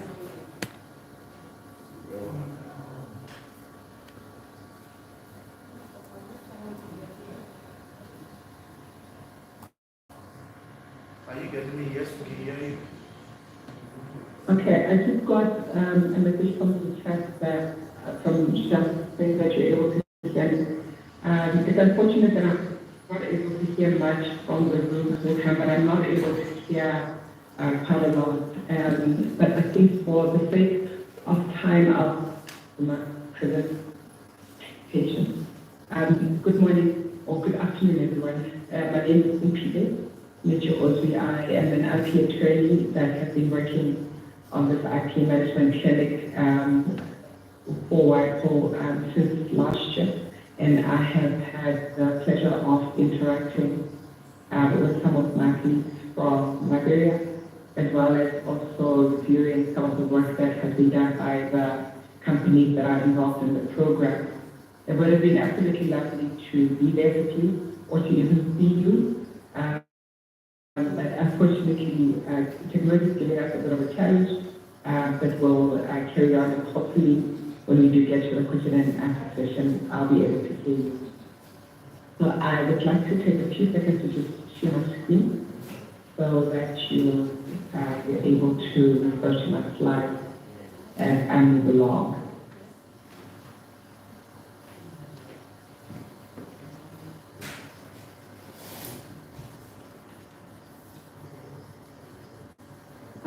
I'd like to get an indication that you're able to see my screen. I'm going to put it into slideshow mode, so you're able to just focus on the presentation. So today I will be speaking about the importance of effective management of IT for the sake of competitiveness of a business. And in the load that I quote from the previous speakers, I could hear the message of the importance of making sure that you protect your intellectual property, as well as protect your competitive advantage in your business. And this topic that I'm speaking to today ties in very much with that. So what I will be talking about is starting with the concept of understanding innovation and business. I think it's important that we keep that in mind, that intellectual property is closely linked to innovation and the role that innovation plays in distinguishing one business from another, and actually drawing the market to itself. Then I will talk briefly about the various aspects of IT management that you ought to keep in mind when you are dealing with IT within your business, and specifically focus on various methods of IT protection, and then briefly talk about IT commercialization. So what does innovation have to do with business? What I like to start with is a definition of innovation. And I conducted a few searches on the internet to see what is innovation actually defined as. And as you would appreciate, everybody has their own interpretation of what innovation would be. And I particularly like this definition that I got, which defines innovation as the practical implementation of ideas that result in the introduction of either new goods or services or improvements in the offering of goods or services, which is of value to someone. So there are three aspects to the definition of innovation. So one, you take ideas or knowledge that is available and you turn into new goods or services, or the improvement of such goods or the offering of services. And the third aspect would be that goods or services or improvement would be of value to someone. And the indication of value would be that a person is actually willing to part with or to exchange some value, whether it's money or whether it's other goods or collaboration with you in exchange to give whatever it is that you're offering from your innovation. And innovation in business can occur in different ways. There are two categories that are usually applied to innovation. The first being what is referred to as sustaining innovation. And the sustaining type of innovation is one which enhances an organization's work or an organization's processes or technology. And in that way, it improves the product life or the product life for that business or to its existing customer base. So you can think about this as a way of safety. There is a formulation, a pharmaceutical formulation, and typically the pharmaceutical formulation would be in the form of a syrup that is used primarily for children, and at one point there is covered that the same active ingredient can be used for treating a specific illness in adults, and the same active ingredient is then taken and formulated into a pill or into a capsule that can be easily injected result. So you can see that by doing that, and what you're doing is expanding the customer base, but offering the same product in a different format. Then there is what is usually referred to as disruptive innovation and disruptive, and these can further be and maybe different type of companies operate one type of innovation. They will operate one type of innovation. They will operate, the disruptive type of innovation as well as the sustaining innovation would ultimately lean out and will plateau out, and where you would now out sustaining just that innovation that was groundbreaking when it was introduced.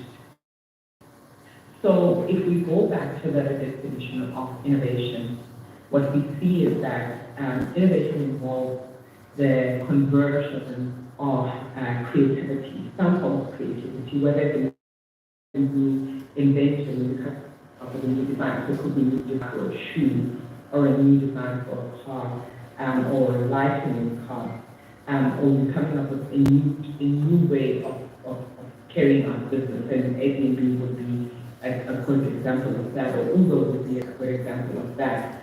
And you're taking that and converting it, you're using that to then address a specific problem or a specific need, or you're actually creating a need in the market for that product. And what ends up happening is that you convert, so you combine the two, and you come up with a useful product, and a useful purpose or a solution. But what does this have to do then with intellectual property? So if I refer back to the slide that we've just seen, you see that the first, on the far left, my far left, I hope it's the same on your side, of that equation, we have creativity, we have invention, design, business methods, etc. And that is converted into useful products and processes. But at the heart of that is intellectual property. So invention would be intellectual property. A new design would be almost intellectual property. A logo or a trademark or a wordmark that is used in respect of the product, that would be intellectual property. So you can see that intellectual property actually forms the core of innovation. And as I mentioned, if you've got new goods or new services, or improvement in goods or services, that leads to some value. And that value is recognized actually by your customer or your client being willing to exchange value back to you in the form of money, typically, in order for them to be able to get hold or attain the new goods or services. So, as a result, but if we take all of that into account, we actually can see that there is quite some value in intellectual property, because innovation can lead to significant growth of the company, and in that it can provide competitive advantage for your business, either in terms of the course of the commercial strategy that you use. And what do I mean by that? So some form of IP would in of itself be inherently competitive. Either it gives you a specific technical effect, so maybe it leads to a reduction in your cost, in your production cost, or maybe it enables you to treat a specific condition that was never addressed before, or it can be used in combination with your commercial strategy. So maybe because of the commercial strategy that you have adopted, then that IP actually gives you a competitive advantage over your competitors. So, and you can see that technological innovators have some of the technological innovators have actually more than just giving competitive advantage for their creators as well as the entities that they were created in, they actually went on to change the world. So if we think about printing press, right, we are where we are today in terms of technological advances because of what the printing press was actually able to achieve. The telephone, the steam engine, which formed was a big part of the industrial revolution as well as electricity. Internet, which has enabled information to be readily available to anyone across the world at the click of a button, as well as the personal computer, and currently artificial intelligence and technologies like quantum computing are expected to revolutionize the way that we conduct business, the way that we conduct everyday tasks, if they have not done so already. So bearing this in mind, is there work in protecting intellectual property? And I think everybody would agree that there is actually value in protecting intellectual property. Because in that way, then what you are doing is actually protecting the potential value that can be derived from the commercial implementation of that innovation, of that new product that you have created. But if that is the case, then where do we have to be looking for intellectual property? And I am aware that the current audience that is doing this workshop is mainly from the SME environment. But innovation happens at various stages. So for people that are involved in basic research or in research within a university environment, there is intellectual property that comes in. So when you come up with a new form of knowledge, that would be intellectual property. When you're coming up with a new compound that never existed before, that is intellectual property. Then when you take that idea, then you move it along through the development phase where if we're talking about a pharmaceutical product, then you're taking that compound and you converting it into a formulation that can actually be used in human beings. Then that can also be a form of intellectual property. And finally, also, intellectual property can be created during commercial implementation or following commercial implementation. So once a product is launched or a new technology has been launched into the market, or we have started up a new manufacturing facility, there is potential for intellectual property to be generated because as you are optimizing your production processes, or you are optimizing your product itself, but you're getting feedback from the market, you make changes to your products and processes in order for you to be able to either operate more efficiently or to improve your product. So even after commercial implementation, there is still room for IP development. And this is what I was just thinking about in terms of pharmaceutical products. I'm not going to speak to the slide. So if you look at the technology development cycle, and I don't want to spend a lot of time, I think the slides will be made available to you. It typically starts with some form of an analysis or some form of research that is conducted, and move on to how that research can then be used to achieve a final solution. And that's when we move into the planning phase. And then from the planning phase, we move into the design phase, where now you are designing the concept that you have. And once you complete the design phase, we move into the development phase, where you now working the design that you have, or developing the design that you have, and turning it into something that can be conceptualized. And then once the product has been developed, then it moves into the testing phase, and then into the deployment. The deployment is equivalent to the commercial implementation of your product. And once you're done with that, and that is what I was speaking to in my previous slide, was then you then don't stop at the development phase, but you still look at, ways of maintaining the product or improving your process, and then evaluating it to see, is this still meeting the intention that I had actually wanted it to test the market, still find the technology relevant, or the product relevant, or I had they actually moved on, and either you can decide to dispose of the technology of the product or improve it further to make sure that you stay relevant in the market. So throughout this phase, it's important that you keep in mind, is there any form of intellectual property that is being generated as I'm going through this development phase or throughout this phase in my business? And the type of intellectual property that can be created during the development cycle include things like product compounds, new processes or new methods, or even machinery or maybe just packaging.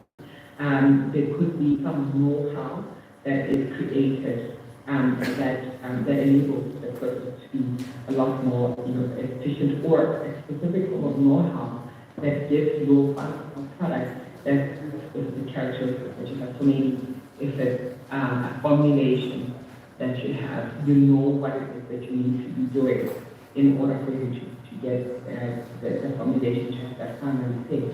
It could be some form of data or information, and I think this is quite topical because recently we have seen how data has actually become so important across the world, to the point that you have companies that are actually monetizing data and offering it to other companies that actually want to use that data to either to improve their own processes, etc. There are intellectual property that rely on manuals. So in manuals that are used or operated, standard operating procedures that are used in your business, or policies, or even things like trying to customer information for companies that are based on a lot of design. It could be drawings, so drawings that are related to the final product, or drawings that are related to the processes. And also to keep in mind, there is quite a lot of intellectual property that resides within the brand that is used in a company. So the logo that you use to identify your company or to identify your product, that would be some form of intellectual property. So you have to keep that in mind when you're carrying that out. So with all of this potential for intellectual property occurring within a company, it's important then to be able to manage the IP that resides within the company, because by managing and actively managing the intellectual property that resides within the company, then you stand a better chance of actually being able to use that intellectual property for your benefit or to give yourself competitive advantage in the market. So one other aspect of the management of intellectual property. So typically we refer to these four aspects of intellectual property. The first being the identification of intellectual property. Because as the adage goes, you cannot manage what you cannot measure. So IP identification gives you a way of actually identifying what is the intellectual property that is residing within my organization or my company. And this is typically done by way of IP disclosure, where you have the people that are actually creating the intellectual property, whether it's inventors, whether it's designers, coming and actually disclosing the intellectual property to yourself as a business owner, or you can do it by way of IP audit. And IP audit will typically be done by someone who is not involved in the actual process of creation. So either you can bring in somebody internally if you do have that capacity internally, or you can bring in someone from outside, like an IP attorney, to come and conduct the IP audit and tell you, actually in your company, you have IP that is residing within your process, you have IP that is residing within your research department, you have IP that is residing within the commercial department. Because once you have done that, then you're able to determine, okay, you then move on to the next step to say, but then who owns this intellectual property, because it does not necessarily mean that if there is intellectual property within your company, that intellectual property is necessarily owned by you. A lot of companies use intellectual property that is owned by third parties. Some companies go into collaborations with other universities or some of their competitors or some other entities that fall within their value chain.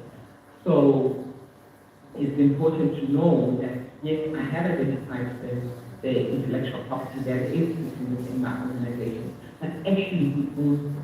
And why is that important? Because once you have established the ownership of the intellectual property, then you know what rights you have in respect of that intellectual property, what obligations you have in respect of that intellectual property, as well as what it is that you actually can do within respect of that intellectual property.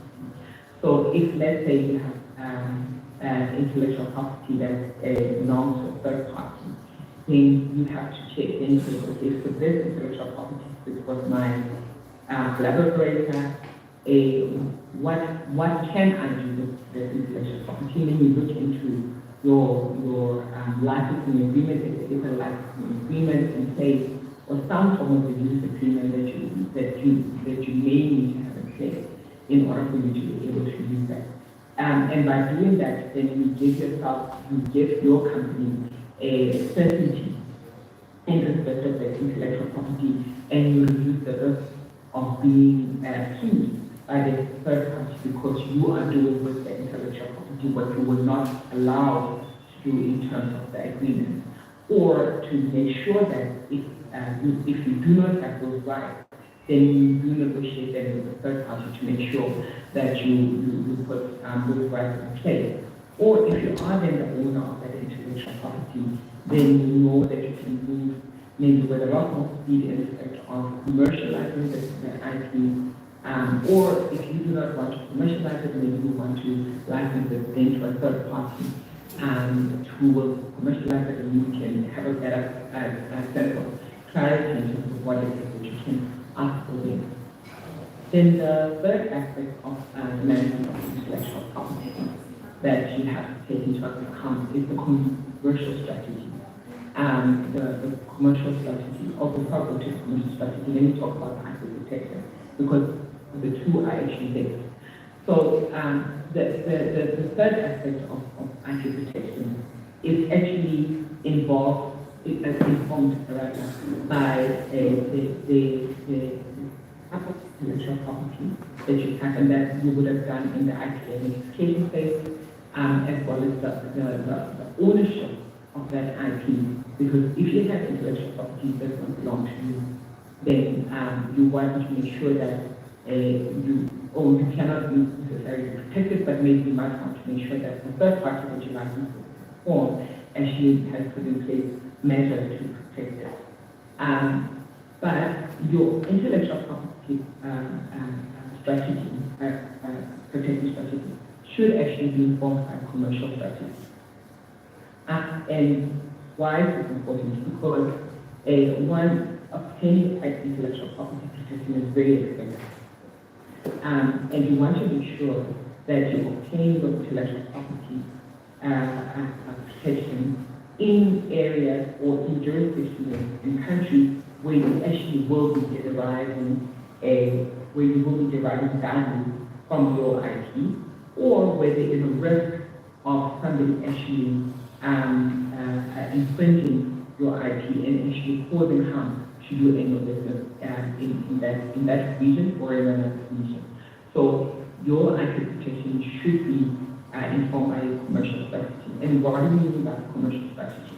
So the commercial strategy will be, what are you intending to, one, self-implement the technology for the product, or are you going to license it to a third party, or are you going to assign it to a third party? In which market are you going to be supplying into or providing a service into? Where are you going to be manufacturing? And who are you going to be partnering with in this value chain of commercializing the technology? All of that will then determine the risk-based protection strategy that you should apply in respect of intellectual property. So just please keep this in mind as we go forward.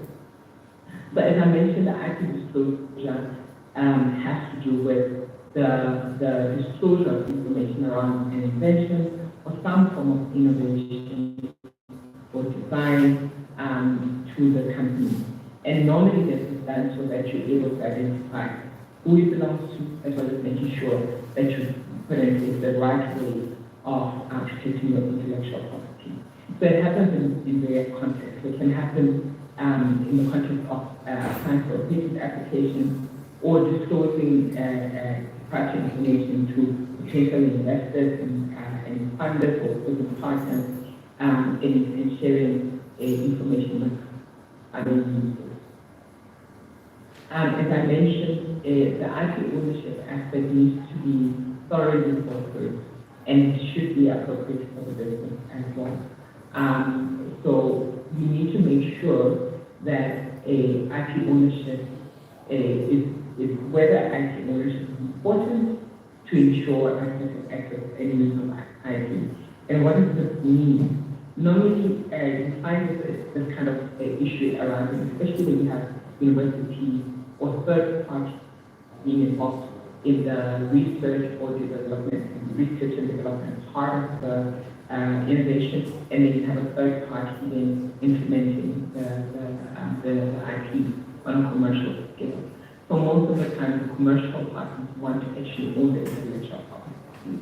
But sometimes it's not always practical because with the intellectual property, then you have to make sure that you put in place measures to implement it, to protect it. And this is challenging most of the time for SMEs because one, the space I mentioned before, to get intellectual property protection. And most of the time, SMEs do not have that cash ready at hand to be able to get that IP protection. So sometimes it's easier to negotiate for an exclusive license in respect of the IP, and the owner then becomes responsible for ensuring that the IP is protected, and as an SME then you only pay the royalty once you start making money off of the product. And another aspect that we have seen is ownership in R&D collaboration or some sort of collaboration with third parties. So this has to be carefully considered to make sure that the type of ownership model that is used in that process actually ensures the successful implementation of the invention. And what we always caution against is the joint ownership, unless that is the most efficient model that you have. But most of the time we find that joint ownership is always a problem because it means that that one party cannot move as quickly enough because you always need to have the other party coming along in respect of that. And in some instances, you actually can have some of the actions being voided because you fail to involve another party. So as I mentioned, IP protection and commercialization. IP protection means that you have to select the appropriate method of IP protection, and I'm going to go into this a little bit later, so I'm not going to spend a lot of time on the safe attitude. Also mention the fact that with your IP protection method, one of the most important considerations would be to make sure that you're able to actually enforce your IP in that country, in that jurisdiction, as well as to defend it. Sometimes we find that it's difficult for parties to enforce their intellectual property after having to spend hundreds of thousands of dollars in obtaining the IP protection in a specific jurisdiction. So with that being said, what would be the best way of actually protecting your intellectual property? I'm not going to talk about this slide because I think the previous speakers have covered quite a bit around IP protection, what it is. What I want to just highlight is that there are two ways of protecting intellectual property. So there is what we refer to as registered intellectual property, so that would be the patent trademarks and registered designs and other similar methods of protecting intellectual property. And those would be where you actually have an application process that results in proven rights. That actually the owner of that registered IP is actually the rightful owner of the intellectual property. And this is advantageous because there is harmonized requirements across the world. So if you think about patents, basic requirements that needs to be made in respect of a patent in any other country across the world. So it's easier to then make sure that that is met in the area on. The only disadvantage with that IP is that obviously you have to the intellectual property. So with an invention, you have to dispose it, and most of the time that goes along with a limited period of protection, which is a bit different with trademarks, which in as much as trademarks can be limited, but for as long as you pay your legal fees once the trademark is registered, then you have that protection for an unlimited time. The second method would be to use non-registered IP, so these are things like know-how, confidential information, trade secrets. And the advantage of using this kind of method is that you don't actually have to disclose your invention or the IP, and for as long as you're able to maintain the confidentiality around the IP, you actually end up with a longer period of protection around your IP. The only disadvantage with this is that owner, IP, person who uses IP, you actually have to make sure that you put in place measures to prevent disclosure, because once there is disclosure, then you have to go back and prove that actually you were the initial owner of IP and that to be disclosed in that manner. And if those things are not proved, then it becomes difficult to enforce that protection. I mentioned earlier the different ways of protecting intellectual property. Registered designs of a registered IP rights are actually a lot easier because they are easier to enforce. You don't have to first show that you are the actual owner. And registered IP, on the other hand, has the competitive advantage that you're able to maintain your confidentiality for a longer period. So I don't know to what extent this has been spoken about, but registered intellectual property confirms that only the owner of IP is allowed to use the IP, or in other ways exclude other people from using IP. So we think of a right like patents. Patents do not necessarily mean that the owner must use the IP. It just means that the owner has the right to exclude other people from using the IP. So the owner can sit with the patent for as long as it remains effective, and they don't actually have to work the invention themselves. Registered IP rights are attained following an application process where typically the application would be examined to make sure that it meets the requirements for registration in that country. And once you meet those requirements of novelty, inventiveness, etc., then it results in the registration of the IP rights. The thing with IP rights, though, is that it is very territorial. So, in other words, if you get a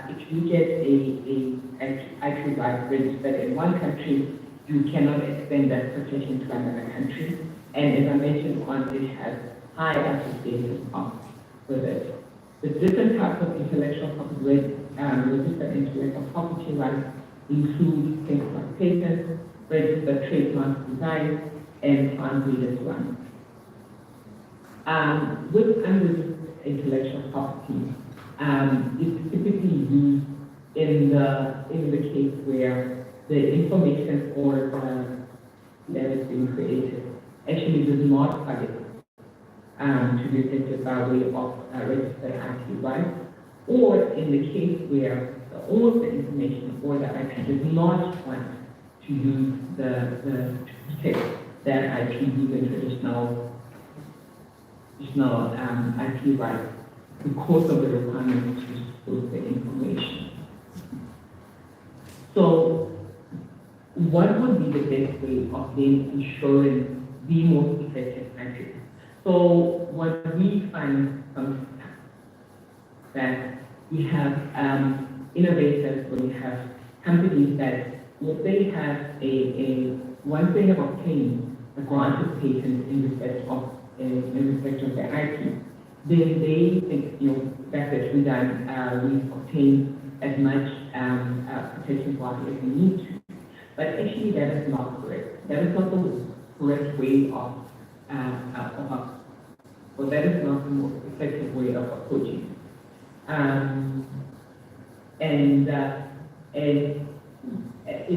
case, what you need to be thinking about is the fact that I have a registered IP right should not signal the end of the IP management process. As I mentioned, we have intellectual property that is requirement for registration by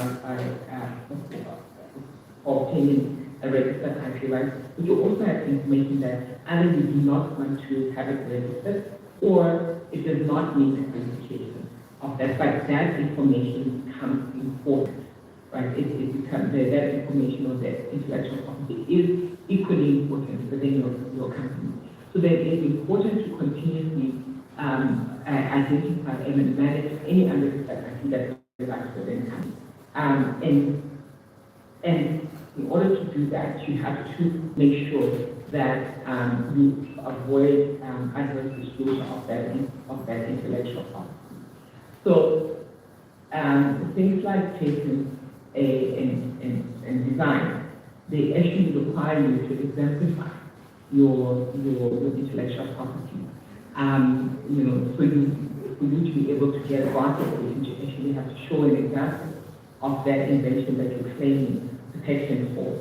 And also there are things like sometimes when you're developing your product or your technology, you're only doing certain features of the actual product are not in place as yet. Or there could be further information, data that you have to develop after you have filed a patent, and those would still be important to be protected. So you may need to take those into consideration, or you may take the position that actually doesn't make commercial sense for me to be able to disclose this information. And therefore, even though I do have a patent in place, I want to keep this information secret within my company. And in that way, we need to look at a more holistic approach to protecting your intellectual property. And the best way, or the most effective IP protection strategy actually involves combining the various types of intellectual property methods. So either using intellectual property, registered intellectual property rights, as well as some form of non-registered IP rights where applicable in order to protect your intellectual property. This is usually referred to as an IP layering approach, so when you use different forms of intellectual property to protect different aspects of your intellectual property where appropriate.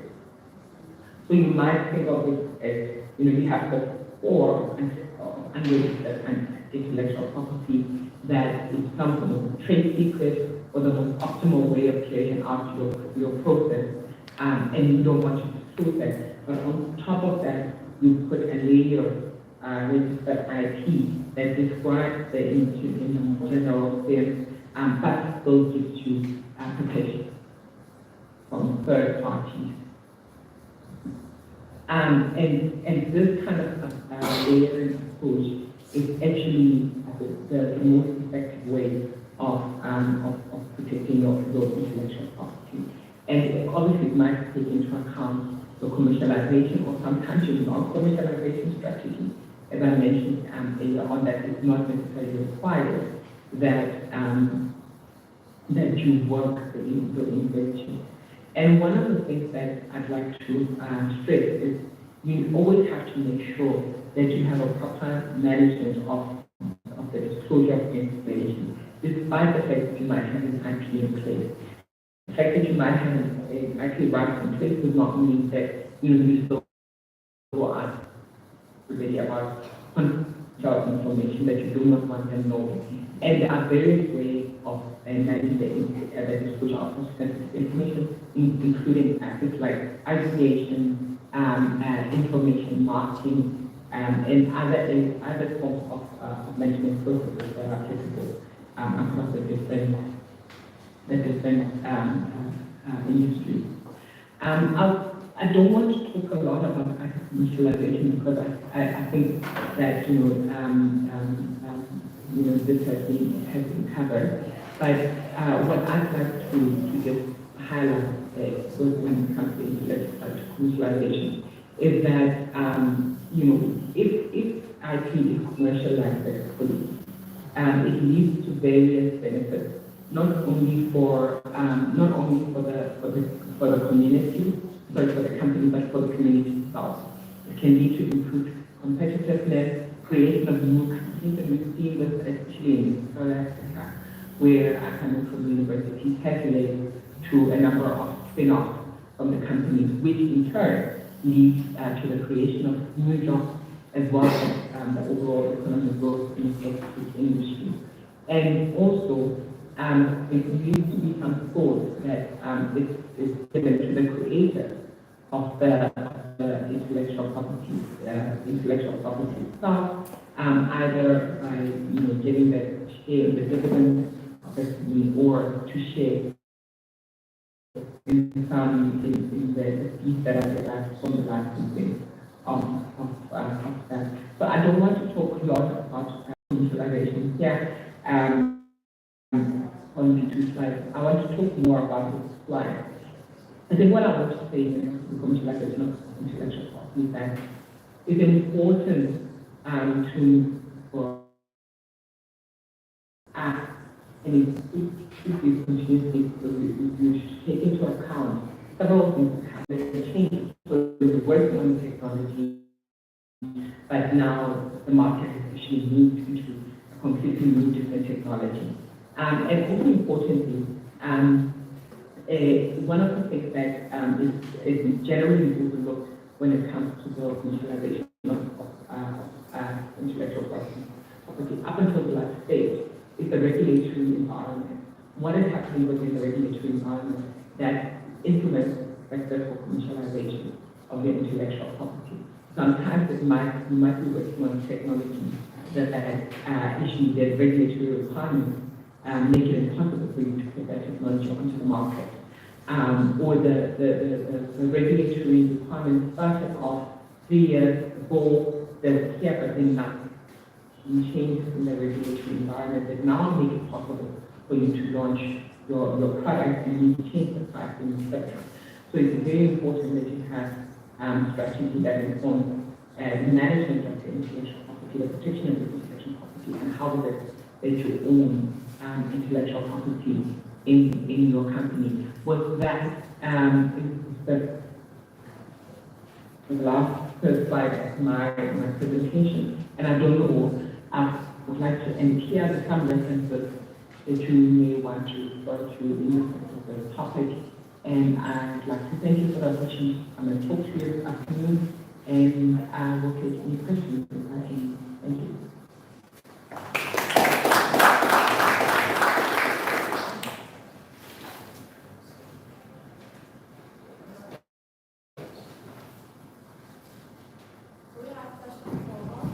So I think take question and answer. Questions for you, so maybe you will answer. No, I'm not able to hear anything.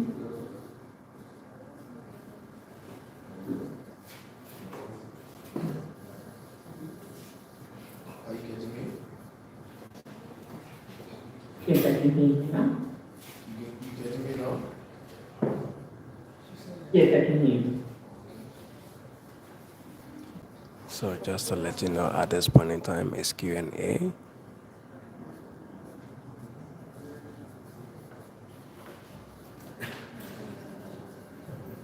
Okay, so there's no question for you from my end. Okay.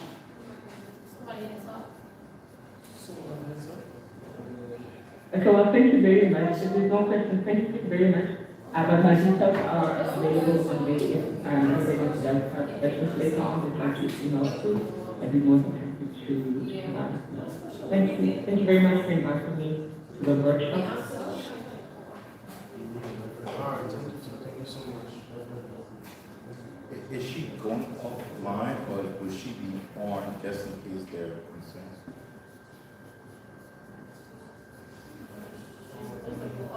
She's visible offline. So, another question is, Kalanjin is answer Yeah, Christopher is here. that representative has collaborated with him, so we are able to answer them.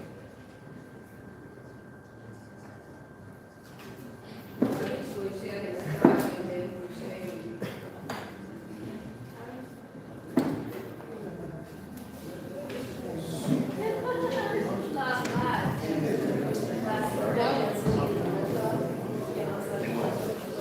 So while we are waiting, the kids are up. They have informed me that they are on the way, they're almost here. So I prefer,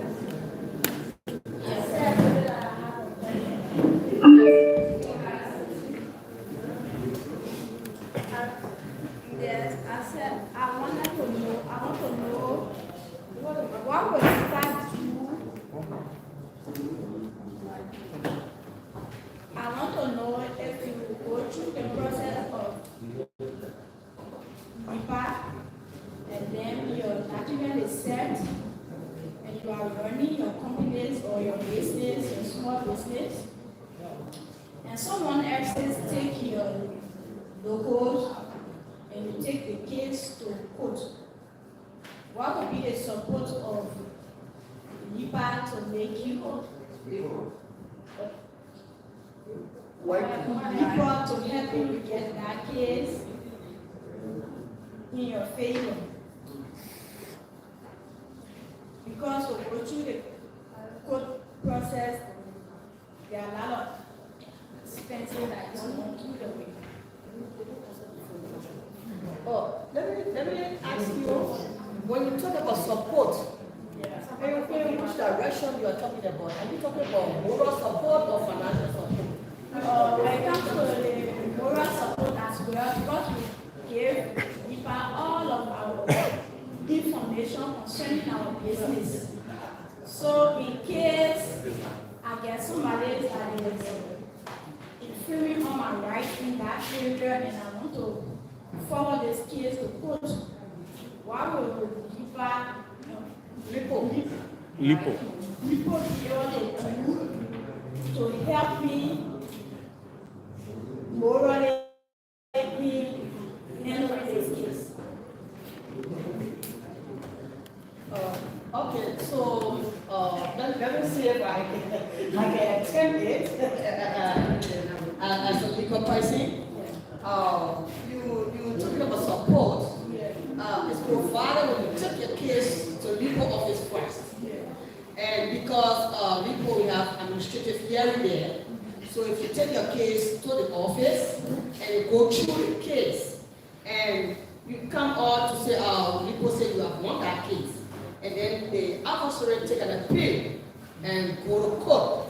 So the issue there is they don't first identify whether it has to do with criminal matter or civil matter.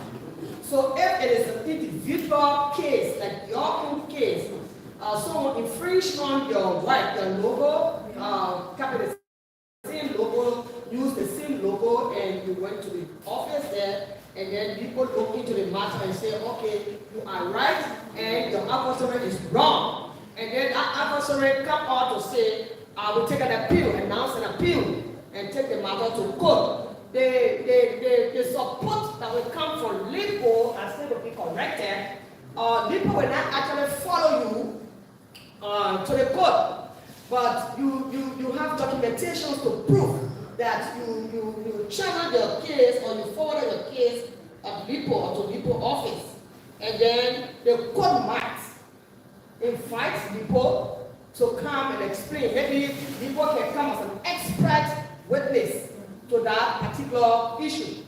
But if you just went, you didn't go to Lipo, you just went straight to court, then it will not just be maybe something like criminal matter. It will be something like a civil case. So you go, you can sue for damages, to the civil law code. But if it happened to be from Lipo, and Lipo stand by you and say, no, this lady is right. I mean, what logo was infringed or what was infringed, and then the person said, I will take an appeal and went to court, and the court called Lipo to serve, to be as an expert witness, or Lipo can even go there and serve as maybe just a witness. If Lipo refuse to go, then they put the subpoena Lipo to go and support you or to ask Lipo some questions on that.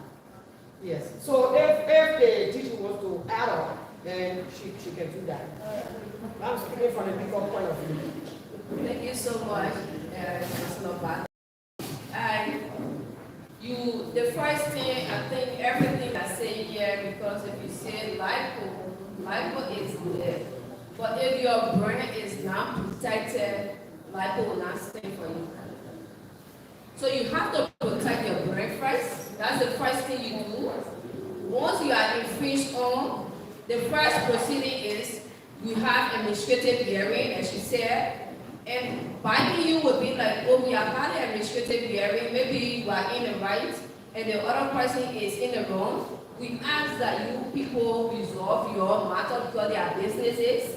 If you say yes, you go about doing it. If you say no, you can say, okay, go to the court. If you go to the court, the administrative hearing, we have the findings, we will file that to the court.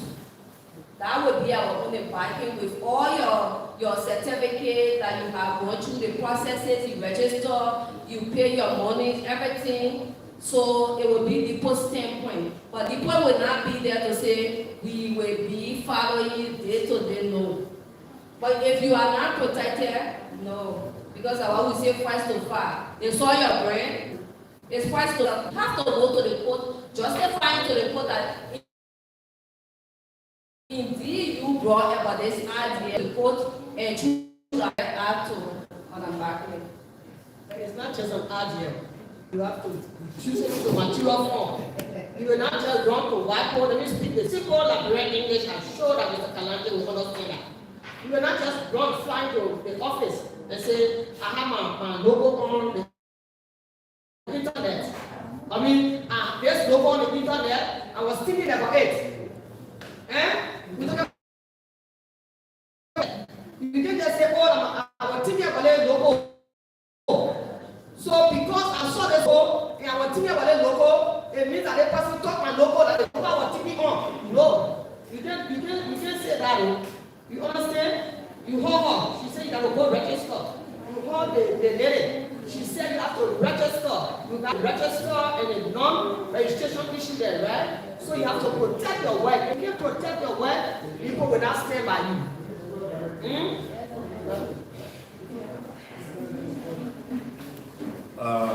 So I just wanted to kind of also share, my experience for such a case. I think, Councilor Backley would kind of provide more details. But again, as our colleague was presenting now, there's a lot of work involved. So the creativity and innovation that you went under to develop a particular, for example, logo. All right, like you spoke about logo. So that is not ordinary. So it's not just, as Councilor Parker, you just go pick something and you design it based on different parts because you had a goal of how you wanted it to look like. All right, so it's kind of special. So that process for me has to be documented. Because when you go register it, the time you took to do it and the kind of message that you think your logo wants to portray to your potential clients, all right, that's why you took that innovative and creative process or procedure to get to that point. So you have to register it. The other thing is, I would take the approach of being more of dialogue with, your fellow entrepreneurs or businesses who would, kind of venture into trying to take, take your patent for you. More is because again, we complement each other, but again, not to take a business from Council of Barclay, but I think the court, I don't think right now you can finance that procedure. It's cash intensive. So one of the pillars in the SME development policy of Liberia is the regulatory environment. It's one of the pillars. I will challenge you to go to the Small Business Administration, ask for that SME development policy, be on that regulatory pillar, and see how it protects SME for such a case like this. It's not just one, it's a lot of different things, all right? And even the first step of getting the Ministry of Commerce and go through the SBA, and then going to LIPO and for that specific part of it. But I think, we also need to take advantage of some of these policies that protects our existence and how we operate, all right? That's why you attend these different workshops and seminars and understand what it means for your business. And so it protects you from these types of things, Yeah, you might have a case that somebody just grab your stuff, change your color, yeah? You can engage in that record. You can engage in that record. It might be looking similar, but it might not be the exact thing. But I think the approach for our level is more dialogue. And say, listen, started this, doing this. Let's dialogue with the authorities responsible that will come to a solutions before. And if that cannot happen, then we go to that legal beat, because I think it's cash intensive. And I don't know whether you have the time to engage in. That's mine. Sorry. Yeah. Sorry. I would like to ask one question. How many of you in this room who have logos or trademarks are sure that they own those logos? Logo or trademark are sure that they own those trademarks? He's asking? I'm asking that because in today's world, most people will go to, what do you call them, designers? Internet, they don't know what designers? And say, I want something like this. And that designer would prepare something and brings it to you. Is this okay with you? You say, fine. Yeah, is this okay? You take it, you pay, and you go. There is nowhere that shows that you assigned or you gave that designer that idea, and that logo is yours. Because in most cases, and I see this happening in some countries like that designer would pay a logo for you, and then they remain with the template. They remain with the template. And someone else comes, they say, look like this, I made this one. And they come with a different, they change color, a little bit something here.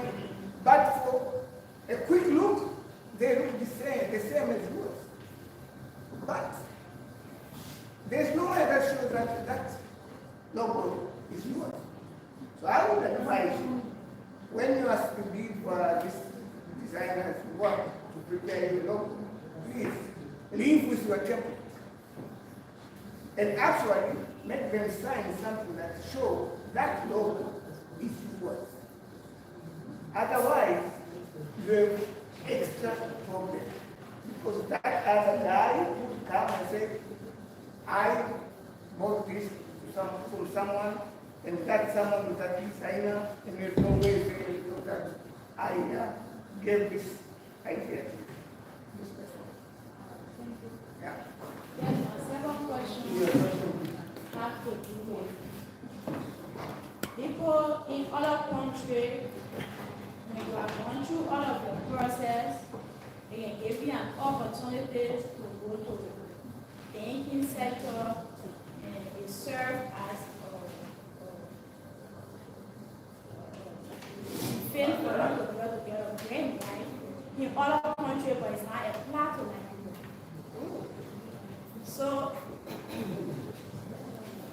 So I wanted to know if people going to take an initiative to be able to talk to our local bank in our countries as well.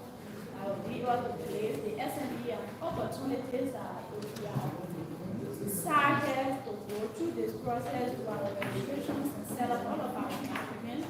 Those documents can serve as a collateral to our businesses to be able to have access to small loans that can be able to boost our SMS because most of our struggle lies in finances. So we are entrepreneurs and small businesses in Nigeria. Each time you gather us at this, our major question to you is where can we get money? Where can we get money? And so if they will be able to help us, that we will be able to have that opportunity, that will be venture or decide to get this document set up to go to the small bank together. So yes, let me just attempt your question and then as a back in my colleague will respond to that. So your IP is an asset for you that you can use. First of all, he made mention of that you can use to be able to get institutions such as the bank and be able to protect that for you. LIBOR is not a grant institution. We are the administrative and we protect your assets. So that's why it's important you come to us, right, and you use that as a business. We are not the one to go in and say, commercialize your asset for you. As a business owner, as a developer, it is your role to market what you protect, what you develop.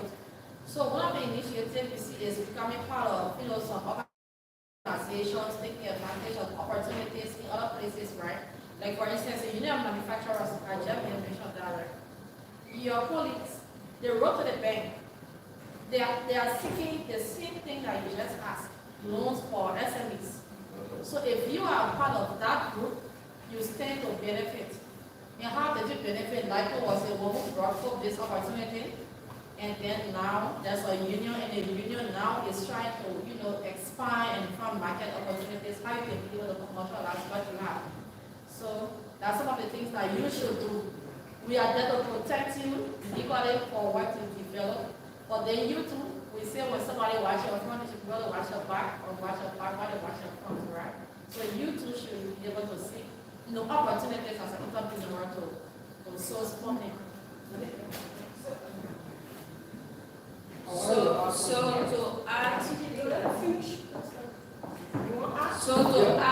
Let me just add to my colleague.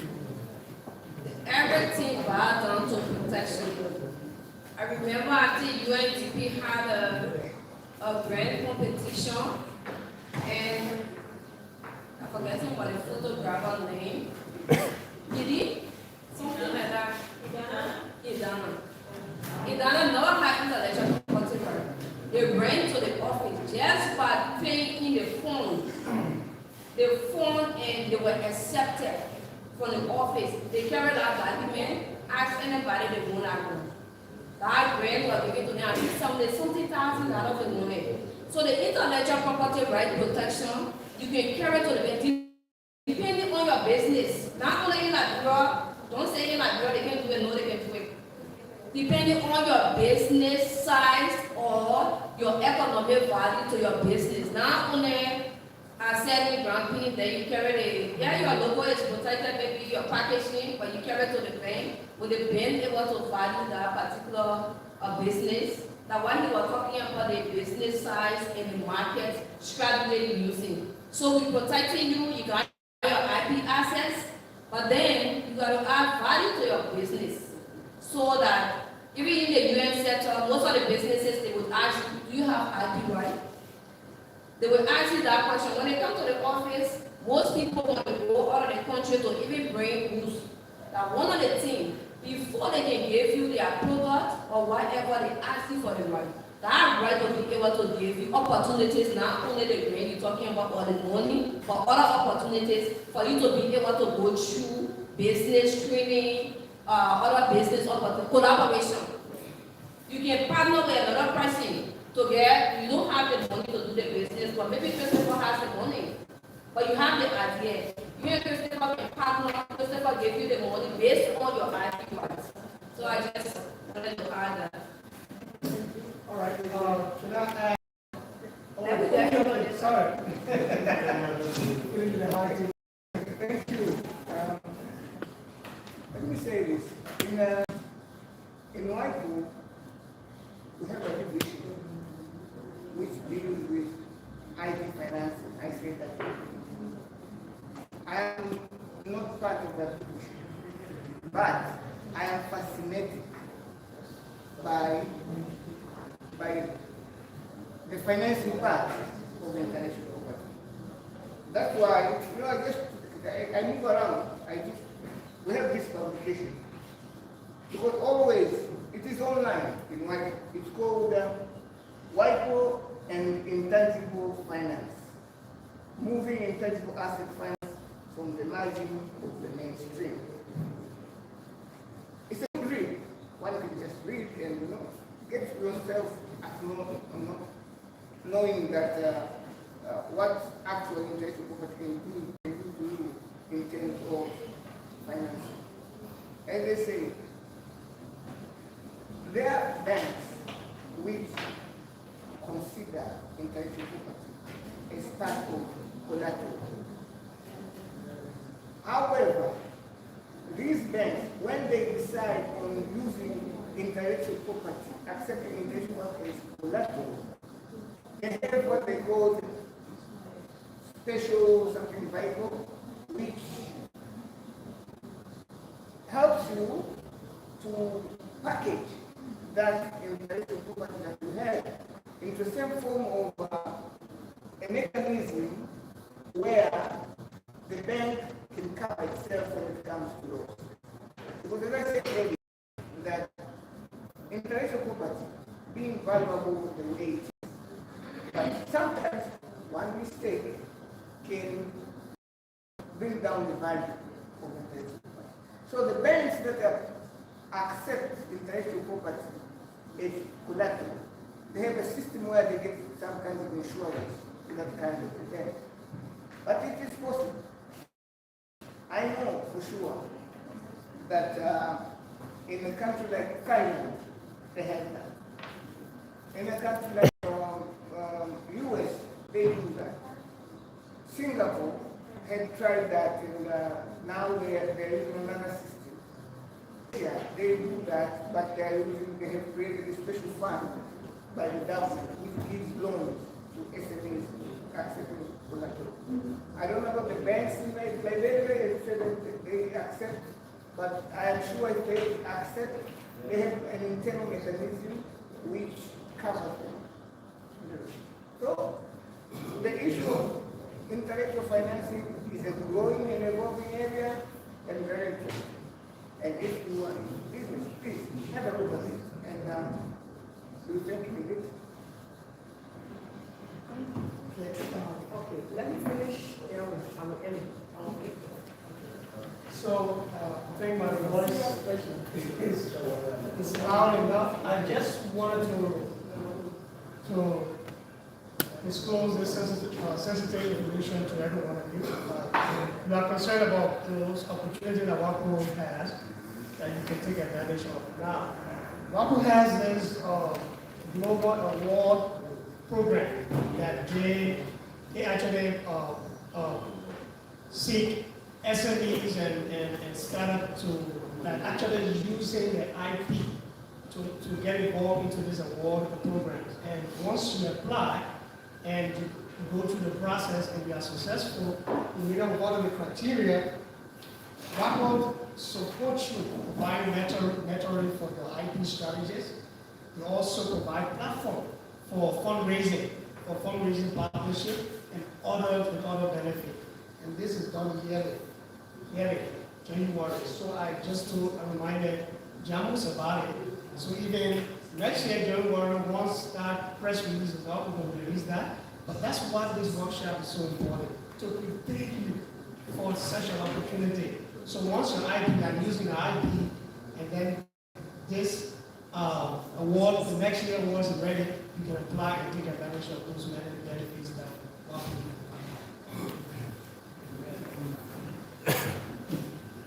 Before at the last. Okay, for the benefit of the loan aspects, I will just speak on issues of the loan. Okay. For the manufacturer union, we engage banks. And one of the criteria that for which we are really going to work with LIFO, and we are working with them, is that we have to be regulatory adherent. Okay? We have to follow rules. We need to get ourselves oriented with rules and regulations or instructions that are set for us to move forward. What am I trying to say? The banks have agreed to give us loan for the union. But you have to be, one criteria is you have to be a member of the union. The bank will not give you individual money. The bank is straightforward looking at group organizations to give them the money, and the organization is going to take responsibility of making that money to be paid, repaid. Now, how are the protected aspect for us to work with?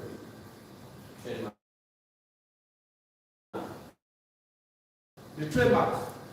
So, in the quotes whatsoever, but then we should on the protected side. Everybody want to be on the protected side. So, please join the union. Let us all work with people and get what we can get protected. When it comes to the loan, bank has agreed, but the criteria is you have to be members of the union, and our criteria as union, we have to make sure we are RP protected. Yeah. Let me just say a few things. I know the topic about access to finance is very critical piece for SME development. In one of the pillars of the SME development policy, the SBA. So that is being spoken about. The opportunity that Jethro mentioned,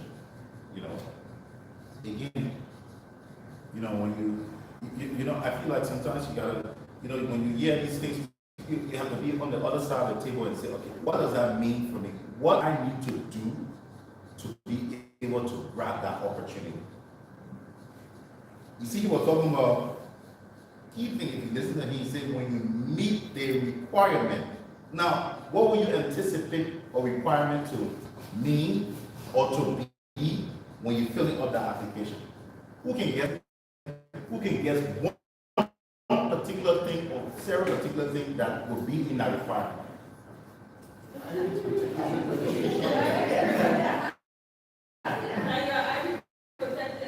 Yeah.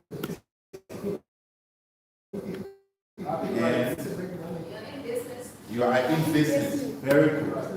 Now, so I feel that these are the things that we need to address and prepare for that opportunity. The point that Newton made about the loans, bank ready to give loans.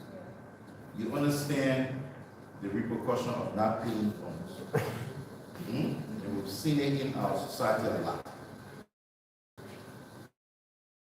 Why, the first question I ask, why would we want to access a loan? Why would you want to access a loan?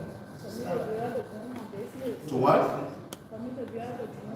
For you to be able to boom your business. Okay, when you say boom your business, break it down to us a little bit. What do you mean by boom your business? Because I already have the business established, and I want to enlarge it to make it bigger. Enlarge it based on what? what is the enlargement of the business coming from?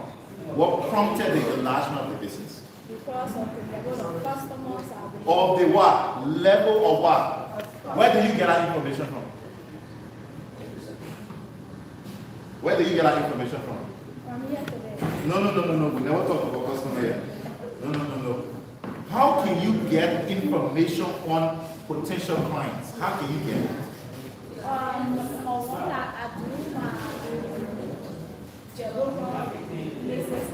So I wanted to bring you back to what we say market information. Guys, please access finance once you see a potential market and it's documented. When I say it's documented, it's clear on targeted number of people, all right, asking about your product or services. The demand is calculated, all right. We as business developer advise that you go to a further step of a temporary agreement.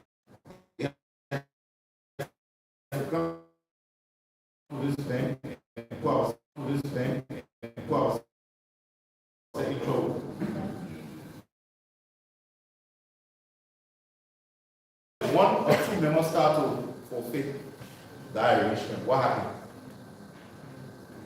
First thing, yeah, criteria. We set our criteria. Okay, so criteria. Yeah, we set a criteria. We want the repayment. We want the surety of that money to be paid. And what criteria do you set? How do you evaluate that criteria that I will pay the money back to the union so the union pays to the bank? The first we know that you cannot produce. You are not when to 5,000. I mean, we can why would we encourage that? Because we are getting money that you can pay back. We want to erase that notion. There's one key thing. Yeah. All the payback. Parents cannot pay cash. Correct. That one of the notions that we try to erase. And for me, all the payback of whatever access to money that you get is largely depending on sales. So I will want to see, as a union, I will want to see each and every member sales strategy. Right. And when we say sales target grammar, we want targeted number of people buying at a targeted time, month, daily sales to be able to track monthly and quarterly sales. Then you can say I can take 2,000 or I can take 5,000. Let me tell you what happens if that does not happen is then we put our same value of financial institution. What happened like girl, we say that it's actually happening. Financial institutions don't give businesses access to finance. So 90% of all of the accessing finance is one way. To international partners. To the grants. In other economies, banks are giving money with less grant support. But because these are the concerns that the financial institution have raised, and it's a problem. Because financial institution does not look at your profit and loss statement, they only look at your cash flow. Once they see there's money coming in, that all they care about that you can pay back. They don't know about, okay, you do the end of the year or buy shares. No, because they're not interested in your worth. They're interested in cash flow. So what is key is sales. How many dollars is coming in that will be able to finance my loan? Guys, I'm just giving you this piece of be careful. Right? You think about it. Everybody should have a strategy. Documented. Because even you get the IP, or if you go to some of these programs that white people organize to access grant and access fund, your sales strategy has to be very clear. That is in your pitch. Because once they can see that yes, they can facilitate access to funds for you for this amount and you can actually pay back, fine. But it has to be very clear. So just a piece of advice. We all want money, but we have to also know how to get money, how will it impact our business. I don't know which one to try to see. You know, when you talk about money, you always say, oh, going to the bank, have a collateral, and then boom. That's a notion yet. Because if you go to the bank with collateral And that collateral, what they're talking about is the land deed. You take the land deed to the bank, and then you get loan. So what you're going to do with your money, the banks, they don't have too much time for that. But they have this promissory loan agreement, as we say, promissory note. No, he's talking his standpoint for the business aspect. Yeah. That's what he's speaking of. That's the business aspect he's speaking of. So when you go to the bank and then you apply for the loan, and then you have to list everything, you have to go into that long promissory loan agreement. You sign, you come over guarantor, they sign and they give you your money. But what the police was saying here, that they have formed a union. Because I know that I worked Central Bank before. I worked in the bank before, Central Bank of Liberia. And what I do understand is the different banks, the commercial banks, they give loan to organizations, associations, business groupings. And then the business association, I don't know how to call them yet. The business association, they go to LBDI Bank and they give them loan. And then they travel, they go to China, they go to other countries, and they come and they pay the money, and the leadership of that organization will go and pay the money back to the bank.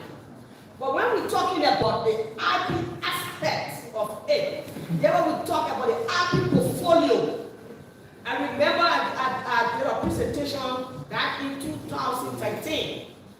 At that time, the Ministry of Commerce, and I came out with the SMEs department, and I presented on it the importance of SMEs and the banking institutions. But then you're talking about the IP financing right here. So the first thing you need to do is to profile your IP assets. You have to profile your IP assets. And then you also assess your IP suitability. As he was speaking on the business issue, so when we come to the IP, how well your IP is suited. If it is well suited, what do you do? And then you get to an expert to check it up for you. Get to an expert, an IP expert, to help you in the process. In getting loan from the bank, because you have to present that IP portfolio. That's the IP terminology there. That IP portfolio, you have to present it, you have to outline, you have to detail it as you were saying. And then you have to get an approval when it comes to partners, as we were saying.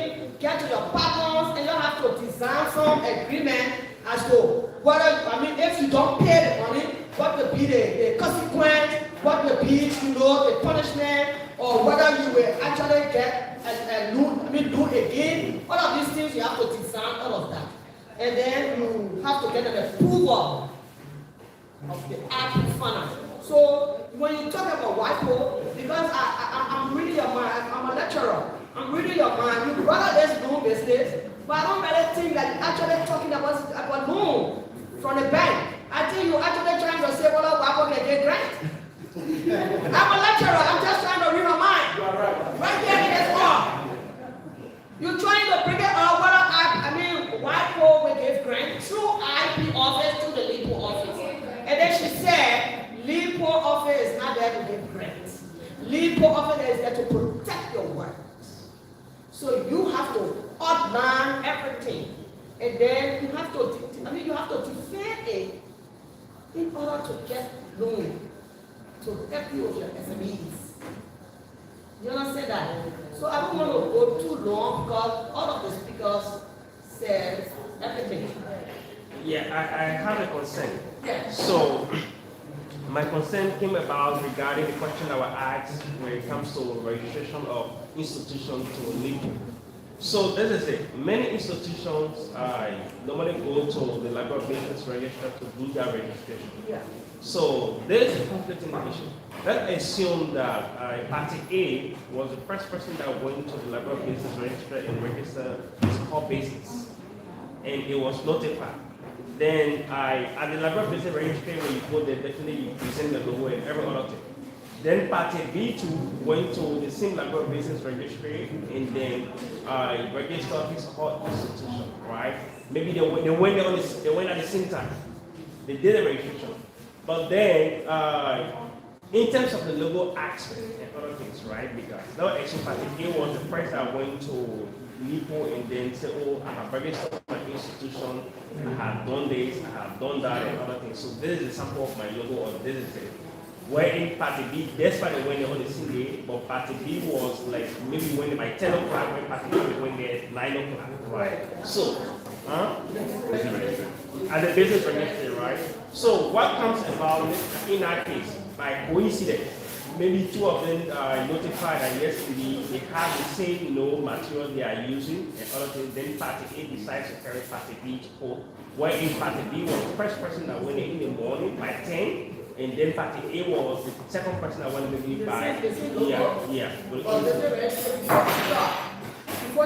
I'm sorry, I'm a lecturer, so I just like to, the business registration office there, I don't want to say I don't want to use that English, I think. But the business registration office, they look at even names of businesses.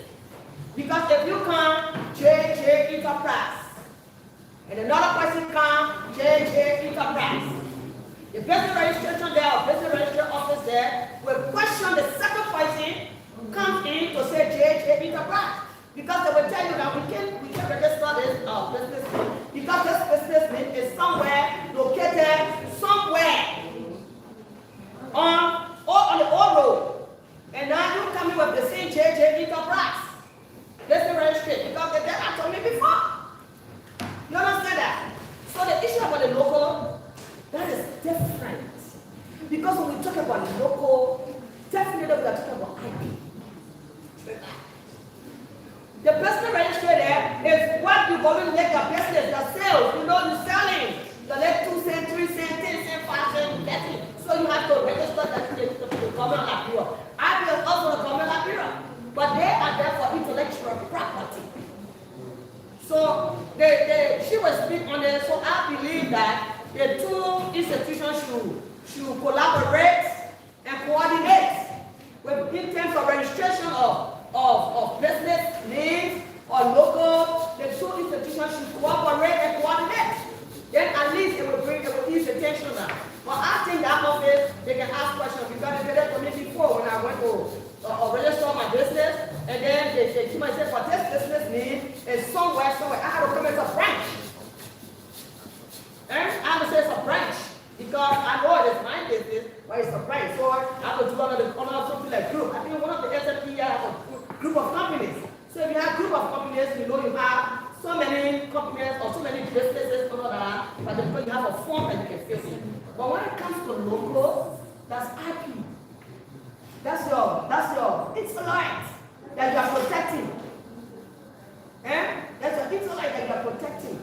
So the two institutions properly, they need to coordinate, they need to cooperate. Because if you go to IP office, if you don't show your business registration certificate, I don't think that the IP office will even work on your work to give you certificate there or to go through the process. So I think there's some coordination there, but she will explain that. Yes. Thank you, Madam Barkley. So your question is, I think we had a workshop and somebody raised that same question. It's a good thing. But when you go to the business registry, there, for example, you got Gamet Kugwe. Gamet is into gari making. Gamet Kugwe is into gari making. Then you carry another Gamet Kugwe, they are into manufacturing soap. That's two different businesses. Now, two different businesses. In IP, as you see this, anything in Aqua Life, the first letter is small a. If another person have big A here, it's not the same. It's not the same thing. It matters. Even the colors you see, so it matters. So when you fashion soap, we look at the classes. You got 45 classes in the protection. You We have both goods and services. So we'll do a research first to know which one of the classes your product is in. If it's for in water, and we don't have water in the system, we say, okay, you can register it. But considering the logo too, because the logo matters and the color matters, we look at that one too. And what you said when you went to the business registry first and another person went there second, that's why I said RP is first to file. So we don't know whether you are the first to go to the business registry. That's where, in terms of infringement, you have to be explaining to the public how you are the first. That the idea will prove to all that you are the first. You could be the first to go to business registry, but you are not the first to come up with the ideas. So that different thing altogether. So the classes matter. So people go to the IP office, they protect from class 1 to 45. So you don't have no space in between to penetrate their brain. So people put it to 1. If you do 1, I can still write on it. I can still use the same thing, but with different classes. So IP is a whole world. It's everyday thing. So that when you gotta take your time, why I've asked, like she was asking what is the benefit. If you check in the recommendation, I have said to WIPO, who you enroll the SMEs on the online platform so you can do the 101. So you can have the basic, not only the IP management, you will have copyright protection maybe in your business. So you need to know all of those things. Once you go through the different areas of IP, trademark, design, copyright, you understand a lot of things. So I just wanted to say that to you. And in the Sorry, first, let me just make one. Let me just make one announcement so you can continue. So we have So guys, we are going off shortly. We'll be back.